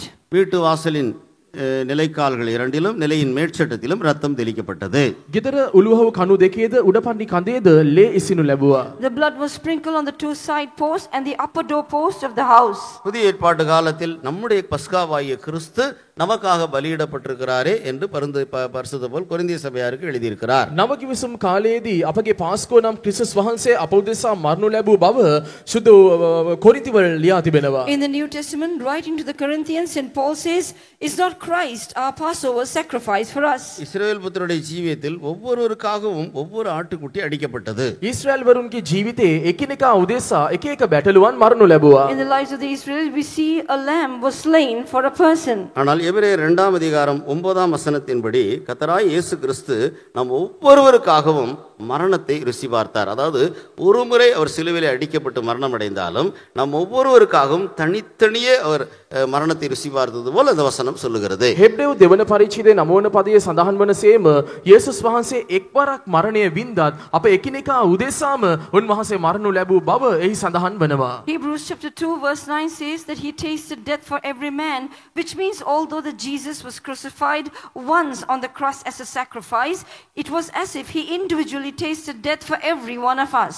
ரத்தம் பூசப்படாத எகிப்தியருடைய வீடுகளில் உள்ளதான முதற்பேர் அனைத்தும் கொல்லப்பட்டது. ලේ ඉසිනු නොලැබූ මිසරවරුන්ගේ සියලු කුළුතුලන් මරණු ලැබුවා. The firstborn of the Egyptians who lived in the houses which were not where the blood was not applied died. ரத்தம் தெளிக்கப்பட்டதான இஸ்ரவேல் புத்திரருடைய வீடுகளில் உள்ளவர்கள் முதற்பேரானவர்களாக காக்கப்பட்டார்கள். ලේ ඉසිනු ලැබූ ඊශ්‍රායල් වරුන්ගේ නිවසේ සියලු කුළුතුලන් ආරක්ෂා කරනු ලැබුවා. The firstborn who lived in the house of the Israelites where the blood was sprinkled, they were saved. கிறிஸ்து மரித்தோரிலிருந்து முதற் பலனாக உயிர்த்தெழுந்தார். ක්‍රිස්තුස් වහන්සේ මරණයෙන් නාඹුල් ඵලයේ ලෙසට උන්වහන්සේ නැගිටවනු ලැබූසේක. Jesus Christ rose again as the firstborn from the dead. நாமும் பரிசுத்த ஆவியினாலே முதற் பலன்களாக்கப்படுகிறோம். අප ශුද්ධාත්මයන් වහන්සේ තුලින් නාඹුල් ඵල ලෙසට පත්වන්නෙමු. We too are become first fruits by the Holy Spirit. முதற் பலன்களாக காக்கப்பட்டு முதற் பலன்களாக பூரணப்பட்டு கர்த்தருடைய வருகையிலே நாம் எடுத்துக்கொள்ளப்படும்படியாக இயேசு கிறிஸ்துவின் இரத்தத்தின் கீழ் நாம் பாதுகாக்கப்பட வேண்டும். නාඹුල් ඵල ලෙස අපි ආරක්ෂා කරනු ලැබ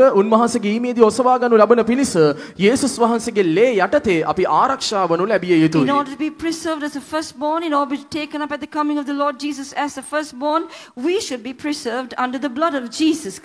நம்முடைய ஆவியிலே வீணான சிந்தனைகள், கெட்ட சிந்தனைகள், மாம்ச சிந்தனைகள் இதெல்லாம் அழிக்கப்பட்டு போகும்படியாக இயேசு கிறிஸ்துவின் இரத்தம் தெளிக்கப்பட வேண்டும். අපගේ ආත්මයේ නපුරු සිටිවිලි, නව දුෂ්ට සිටිවිලි, අපවිත්‍ර සිටිවිලි විනාශ කරනු ලබන පිණිස යේසුස් වහන්සේගේ ලේ ඉසිනු ලැබිය යුතුයි. The blood of Christ should be sprinkled on our mind, that our mind will not have evil thoughts, wicked thoughts, carnal thoughts. நம்முடைய ஆத்துமாவிலே தவறான ஆசை இச்சைகள், தவறான விருப்பங்கள் போன்ற காரியங்கள், உணர்ச்சிகள், எழுச்சிகள், தவறான உணர்ச்சிகள், எழுச்சிகள் போன்ற காரியங்கள் எல்லாம் அழிக்கப்படும்படியாக இயேசு கிறிஸ்துவின் இரத்தம் நம்முடைய ஆத்துமாவிலே தெளிக்கப்பட வேண்டும். අපගේ ආත්මයේ නපුරු තෘෂ්ණාවන්, හැඟීම්, මාංශික ආශාවන් සියල්ල විනාශ කරනු ලබන පිණිස යේසුස් වහන්සේගේ ලේ අපගේ ආත්මයට ඉසිනු ලැබිය යුතුයි. The blood of Jesus Christ should be sprinkled upon our soul so that all evil desires, intentions, feelings, emotions be removed from our soul. நம்முடைய சரீரத்திலே பாவ கிரியைகள் உண்டாகாதபடிக்கு அவைகளெல்லாம் அழிக்கப்பட்டு போகும்படியாக நம்முடைய சரீரத்திலேயும் இயேசு கிறிஸ்துவின் இரத்தம் தெளிக்கப்பட வேண்டும். අපගේ ශරීරයේ පාපිෂ්ඨ ක්‍රියාවන් ඇති නොවන පිණිස යේසුස් වහන්සේගේ ලේ අපගේ ශරීරයේදී ඉසිනු ලැබිය යුතුයි. The blood of Jesus should be sprinkled on our bodies so that the works of sin that are manifest in our bodies may be destroyed. இது நிமித்தமாக முதற்பேரானவர்களாக முதற்பேரானவருடைய தன்மையை நாம் பாதுகாத்துக் கொள்ளக்கூடியவர்களாக இருக்கிறோம். මේ හේතුව නිසා කුළුඳුලන් කියනා වූ ඒ தત્ත්වය අපට ආරක්ෂා කරගත හැකි වනවා. Because of this we have to preserve the condition of being firstborn or first fruits. என்னாகமம் 19ஆம் அதிகாரம் 4ஆம் வசனத்திலும் ரத்தம் தெளிக்கப்பட்ட இன்னொரு பகுதியை நாம் பார்க்கிறோம். In, எண்ணாகமம் 19:4. ගණන් කතාව 19 වන පරිච්ඡේද 4 වන පදයේ ලේසිනු ලැබූ අත්දැකීමක් ගැන කියා in තිබෙනවා. Numbers chapter 19 and verse 4, we read of another instance where blood was sprinkled. And Eleazar the priest shall take of her blood with his finger and sprinkle of her blood directly before the tabernacle of the congregation 7 times. පූජකෝ එලයාසර්ද තමාගේ ඇඟිල්ලට උගේ ලේන්ගෙන සම්මුඛවීමේ කූඩාරමේ ඉස්සරහා පැත්ත දෙසට උගේ lane සත්වරක් ඉසීවා. அப்பொழுது ஆசாரியனாகிய எலேசர் தன் விரலினால் அதன் இரத்தத்தில் கொஞ்சம் எடுத்து ஆசரிப்பு கூடாரத்துக்கு எதிராக 7 தரம் தெளிக்க கடவன். இங்கே சிவப்பு கிடாரியின் ரத்தம் ஆசரிப்பு கூடாரத்துக்கு எதிராக 7 தரம் தெளிக்கப்பட்டது. රතු එළ දෙනෙකුගේ ලේ සම්මුඛවීමේ කූඩාරම ඉදිරියේ සත්වරක් ඉසිනු ලැබීය. The blood of the red heifer was sprinkled before the tabernacle 7 times. எகிப்தின் அடிமைத்தனத்திலிருந்து விடுவிக்கப்பட்ட இஸ்ரவேல் புத்திரர் வனாந்தரத்துக்கு வந்தார்கள். මිස්රයේ වහල්කමෙන් මුදනු ලැබූ ඊශ්‍රායල් බරු කාන්තාරයට පැමිණියා. The children of Israel who were delivered from the bondage in Egypt came to the wilderness. அப்பொழுது பரிசுத்தத்தின் பிரமாணத்தை அவர்கள் பெற்றுக்கொண்டார்கள். එවිට ශුද්ධකමේ ව්‍යවස්ථාව ඔවුන් ලබා ගත්තා. And there they received the law of holiness. அதன் பிறகு முழு சபைக்காகவும் ஒரு சிவப்பு கிடாரி அடிக்கப்பட்டது. ඉන් පසු මුළු සභාව උදෙසාම රතු එළ දෙනෙක් පූජා කරනු ලැබුවා. Thereafter the red heifer was smitten, was slain for the whole church. முழு இஸ்ரவேல் புத்திரருக்காகவும் ஒரு சிவப்பு கிடாரி. இதுவும் கர்த்தராகிய இயேசு கிறிஸ்துவினுடைய பலிக்கு நிழலாட்டமாய் இருக்கிறது. මුළු ඊශ්‍රායල් වරුන් උදෙසාම රතු එළ දෙනෙකු පූජා කරනු ලැබීම මෙයද ක්‍රිස්තුස් යේසුස් වහන්සේගේ පූජාව පෙන්눔 කරනු ලබනවා. A single red heifer being slain for all Israel typifies the sacrifice of the Lord Jesus Christ. ரட்சிக்கப்பட்ட ஜனமாகிய நாம் பரிசுத்தமாகுதலின் அனுபவத்தை பெறும்படியாக நாம் ஒன்றாக்கப்பட வேண்டும். இதுதான் முழு இஸ்ரவேலருக்காகவும் ஒரு சிவப்பு கிடாரி அடிக்கப்பட்டதை வெளிப்படுத்துகிறது. ගලවනු ලැබුවා වූ දේව සෙනගවන්නා වූ අප ශුද්ධ කරනු ලබන පිණිස අපි හැමෝම ඒකීය භාවයකට පැමිණිය යුතුයි.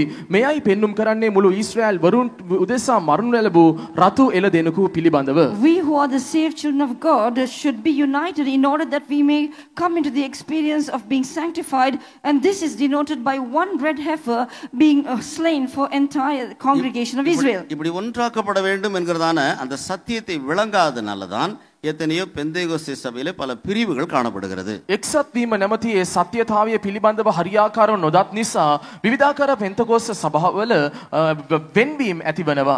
Because they are unable to comprehend the truth of being united in this manner, there are many divisions among the Pentecostal churches. அவர்கள் பரிசுத்த ஆவியை பெற்றவர்களாக இருந்தாலும் முழுமையாக சத்தியத்தை அறியாதபடியினாலே கர்த்தருடைய ரகசிய வருகையிலே எடுத்துக்கொள்ளப்பட இயலாது. ඔවුන් ශුද්ධාත්මය ලබා තිබුණත් මුළුමනින්ම සත්‍යතාවය නොදැන සිටින නිසා යේසුස් වහන්සේගේ ඊමේදී ඔසවා ගනු ලබන්නට නොහැකිය. Although they are spirit baptized, because they are unaware of the entire truth, they cannot be caught up at the coming of Jesus.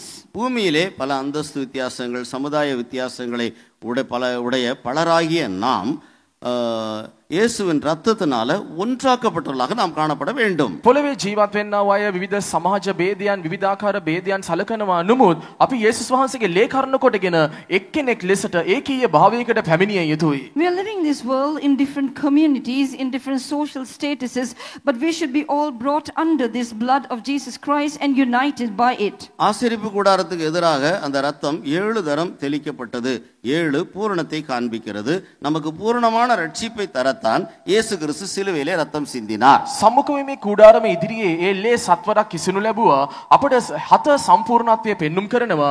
අපට සම්පූර්ණ ගැලවීමක් දෙන පිණිස යේසුස් වහන්සේ Kalvari කුරුසියේ එල්ලනු ලැබූසේක. The blood of this red heifer was sprinkled 7 times before the tabernacle. 7 shows perfection. In order to give us perfect salvation, Jesus Christ died on the cross of Calvary. எபிரேயர் 13ஆம் அதிகாரம் 12 13ஆம் வசனங்களை பார்க்கும்போது හෙබ්‍රේව 13 වන පරිච්ඡේදයේ 12 වන පදයේ 13 වන පදයේ කියවන විට when we read Hebrews 13 verses 12 and 13, கிறிஸ்து பாளையத்துக்கு புறம்பே பாடுபட்டிருக்கிறார். ක්‍රිස්තුස් වහන්සේ කඳවුරෙන් පිටතදී දුක් විඳසේක. Jesus suffered without the camp. பரிசுத்தமாகுதலை விரும்புகிறவர்கள் இந்த பாளையத்தை விட்டு புறப்பட்டு அங்க போகணும். பாளையத்துக்கு புறம்பே பாடுபட்ட இயேசு கிறிஸ்துவிடத்துல போகணும். ශුද්ධ කරනු ලැබීමට ආශාවෙන් සිටින්නා වූ අය කඳවුරෙන් පිටතට යා යුතුයි. යේසුස් වහන්සේ මෙන් කඳවුරෙන් පිටතට යා යුතුයි. Those who wish to be sanctified, they should go out of of the camp to Jesus who suffered without the camp. பாளையம் என்பது 12 கோத்திரங்களாய் காணப்பட்டதான இந்த இஸ்ரவேல் புத்திரரை தான் காண்பிக்கிறது. කඳවුර කියා කියන විට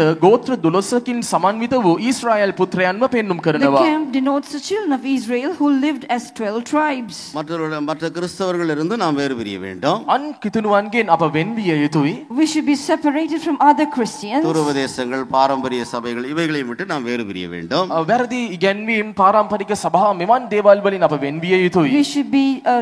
We should be separate from erroneous teachings and from traditional churches. நாம் ஒரே அந்யோன்ய ஐக்கியமாக நாம் ஜீவிக்க வேண்டும். அதே நேரத்திலே நமக்குள்ளேயே ஒரு வேறு பிரிதல் தேவை. අප එකම සහභාගීත්වයකින් ජීවත් වුණත් අප තුලම වෙන්වීමක් දකිනු ලැබිය යුතුයි. We should have this fellowship, but within us there should be a separation. நான் நல்லா பேசிட்டு இருக்கிறேன், அதே நேரத்தில் பக்தி விருத்தி இல்லாத காரியத்தை நான் இவரோடு கூட பேச தொடங்குறேன் வைத்துக் கொள்ளுங்கள். இவர் புரிந்து கொண்டாரானால் ஏதாவது சொல்லிட்டு அவர் இங்கிருந்து விலகி போய்விடுவார். அதாவது பக்தி விருத்தி உண்டாக்காத காரியங்களை அவர் கேட்க மாட்டார், போய்விடுவார். මම හොඳින් දැන් කතා කරමින් සිටිනවා.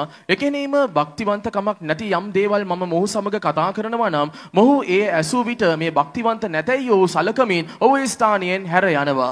I'm speaking good things right now, but if I would speak something that does not edify to this brother, he would leave this place and he would stop talking to me. என்னோடு இருக்கிற அந்யோன்ய ஐக்கியத்தை பாதுகாத்து கொண்டு ஒருமனப்பட்டு ஊழியம் செய்கிறார். ஆனால் அதே நேரத்தில் வேறு பிரிய வேண்டிய நேரத்தில் வேறு பிரிந்து கொள்ளுகிறார். මා සමග තිබෙන්නා වූ සම්බන්ධතාවය සහභාගීත්වයේ සමග තබමින් මා සමග සේවය කරනවා.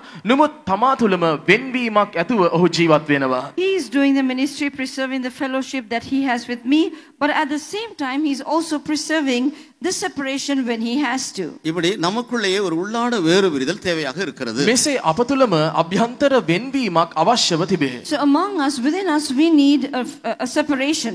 இப்படி நாம் ஜீவிக்கும் போது நிந்தைகள் வரும் என்று அந்த வசனம் சொல்லுகிறது. අප මෙසේ ජීවත් වන විට නින්දාවන් පැමිණෙන බව ඒ පදයේ කියා තිබෙනවා. This verse says when we live in this manner, we'll have to face reproach. நான் சொல்லுகிறேன், இவன் பெரிய பரிசுத்தவனாக்கும் இதை கேட்காம போயிட்டு இருக்கிறான் அப்படின்னு நான் சொல்லுவேன். அது ஒரு நிந்தை அவனுக்கு. මම පවසනවා මොහු මහත් ශුද්ධවන්තයෙක් වෙන්නේ නැති එයයි මොහු නොසලකා යන්නේ කියා පවසනවා. මෙය ඔහුට නින්දාවකි.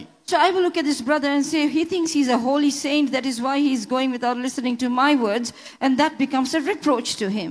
இந்த நிந்தையை சந்தோஷமாய் சுமந்து கொண்டு நாம் வேறு பிரிந்து ஜீவிக்கிறது நிமித்தமாக இரத்தத்தினால பரிசுத்தமாக்கப்படுகிற அனுபவம் நம்முடைய வாழ்க்கையிலே சாத்தியமாகிறது. මේ නින්දාව සන්තෝෂයෙන් අපි දරාගෙන යන්නෙමු නම් යේසුස් වහන්සේගේ ලේ වලින් පවිත්‍ර කරනු සුද්ධ කරනු ලැබීම සාර්ථක වනු ඇත. Because we bear this reproach joyfully and we follow Jesus, the experience of being sanctified by the blood of Jesus is being done in our lives. இப்படி வேறு பிரிந்து தங்களை பாதுகாத்துக் கொண்டவர்கள் தான் பரிசுத்தமாக்கப்பட முடியும். இவர்கள் தான் பரதேசிகள் என்று பேதுரு சொல்லுகிறார். තමාව වෙන්වී ජීවත් වීම ආරක්ෂා කරගන්නා වූ අය සුද්ධ කරනු ලබනවා. ඔවුන් ස්වර්ගයට අයත් අය ලෙසට පත්වනවා. Those who preserve their lives of separation live in this manner, and Peter refers to them as pilgrims. இப்படிப்பட்ட பரிசுத்தமாக்கப்பட்ட ஜனத்துக்கு தான் கிருபையும் சமாதானமும் பெருகும் என்று 1 பேதுரு 1ஆம் அதிகாரம் 2ஆம் வசனத்திலே பேதுரு சொல்லி இருக்கிறார். මෙසේ සුද්ධ කරනු ලැබූ අයව පළවන පේත්‍රස් පළවන පරිච්ඡේදය දෙවන පදයේ සඳහන් වෙනවා කරුණාවත් සමාදානයත් ඔවුන්ට ලැබෙන බවට. It is to such people who are sanctified in this manner that St. Peter writes in 1 Peter 1, to grace unto you and peace be multiplied. என்னுடைய சமாதானத்தையே உங்களுக்கு கொடுக்கிறேன் என்று இயேசு சொன்னார். මාගේ සමාදානය නුඹට දෙමි යේසුස් වහන්සේ කීවා. Jesus said, my peace I give unto you. இப்படிப்பட்ட தேவனுடைய பிள்ளைகள் கர்த்தருடைய அதே சமாதானத்தை பெற்றுக்கொண்டவர்களாக இருக்கிறார்கள்.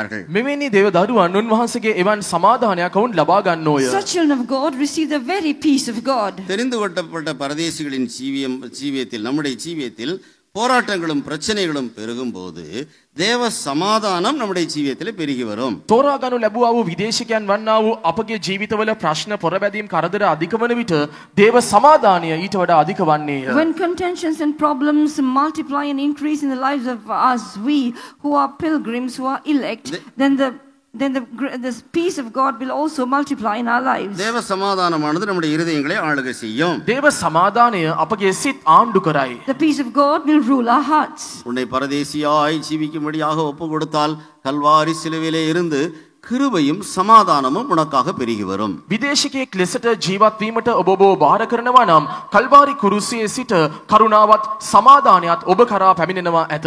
If you would surrender yourself to live as a pilgrim, then peace will abound from the cross of Calvary towards you. இப்படி பரிசுத்தமாக்கப்பட்ட பரதேசிகளாகிய நாம் கிருபையும் இரக்கமும் நிறைந்தவர்கள். මෙසේ ශුද්ධ කරනු ලැබූ විදේශිකයන් වන්නා වූ අප කරුණාවත් අනුකම්පාවත් පිරුණා වූ අයයි. We who are the sanctified elects, the pilgrims of God, we are filled with the grace and peace. இந்த உலகத்தோடு யாதொரு ஐக்கியமும் இல்லாதவர்கள். මේ ලෝකයේ සමග කිසිදු සහභාගීත්වයක් නැති අයයි. We are people who have no fellowship with the world. நமக்கு சகாயம் செய்ய இந்த பூமியிலே யாரும் இல்லை என்கிற நிலவரத்திலே ஜீவிக்கிறவர்கள். අපට උපකාරයක් කරන්න මේ පොළවේ කවුරුත් නැතයි යනුවෙන් ජීවත් වෙන්නා වූ අයය.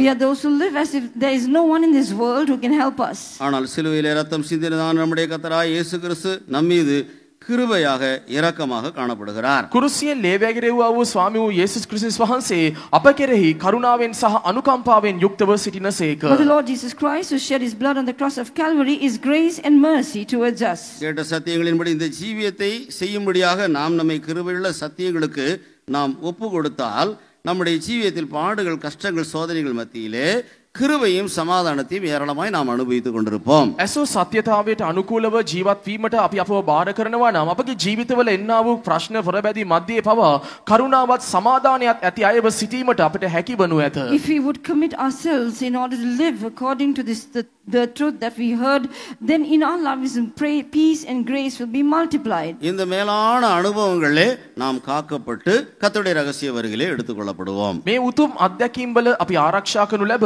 යේසුස් වහන්සේගේ රහසිගත ඊමේදී අපි ගනු ලබනවා ඇත. Being preserved within these excellent experiences, let us be taken up at the coming of Jesus. கர்த்தர் இந்த சத்தியங்களின் மூலமாய் நம்மை ஆசீர்வதிப்பார். මේ සත්‍යතාවයන් තුලින් දෙවියන් වහන්සේ අපව ආශිර්වාද May the කරනසේක. Lord bless us through these truths. ஒரு 2 நிமிடங்கள் முழங்காலில் இருக்க இயன்றவர்கள் முழங்காலிருந்து கண்களை மூடி நம்ம ஒரு புதிய அபிஷேகத்தை பெற்றுக்கொள்வோமாக. විනාඩි දෙකක් දනින් සිටින්න පුළුවන් අය දනින් සිටින්න අපි ආලේපයක් උන්වහන්සේගෙන් ලබා ගත යුතුයි. Those who are able to, for 2 minutes, please be on your knees. Let us receive a fresh anointing from the Lord right now. கீலேயாத்திலே பிசின் தைலம் உண்டு. ගිලියත්හි ගුගුල් තිබේ. There is a balm in Gilead. ரணவைத்தியன் அங்கே உண்டு. එහි වෙදෙක් ඇත්තේය. There is a physician there. நம்முடைய எல்லா பிரச்சனைகளுக்கும் நிவாரணம் இயேசு கிறிஸ்துவினுடைய ரத்தத்திலே உண்டு. අපගේ ජීවිතයේ සියලු ප්‍රශ්නවලට විසඳුම යේසුස් වහන්සේගේ ලේ තුල ඇත. There is a solution for all our problems in the blood of Jesus Christ. இந்த உலகமாகிய கீலேயாத்தில் உனக்காக இயேசுவின் ரத்தம் சிந்தப்பட்டிருக்கிறதே. මේ ලෝකේ නැමැති ගිලියත්හි යේසුස් වහන්සේගේ ලේ ඔබ දෙසා වගුරුවා තිබෙනවා The නොවේද? blood of Jesus is shed in this world, which is Gilead, for your sake. அந்த ரத்தத்தை எடுத்து ரணவைத்தியனாகிய பரிசுத்த ஆவியானவர் உன்னுடைய பிரச்சனைகளுக்கு நிவாரணம் அளிக்கிறார். ඒ ලේ රැගෙන ශුද්ධාත්මයන් වහන්සේ නැමැති ඒ වෙදා ඔබගේ ප්‍රශ්නවලට විසඳුම ලබා දෙනසේක.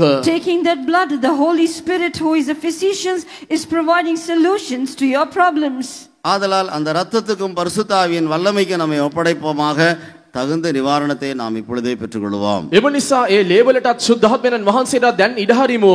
අපට අවශ්‍ය කරන්නා විසඳුම අපි ලබා ගනිමු. Let us give room to the power in the blood of Jesus and to the Holy Spirit. Then we will receive solutions to all our problems right now. Praise the Lord, praise the Lord, praise the Lord, praise the Lord. Praise the Lord.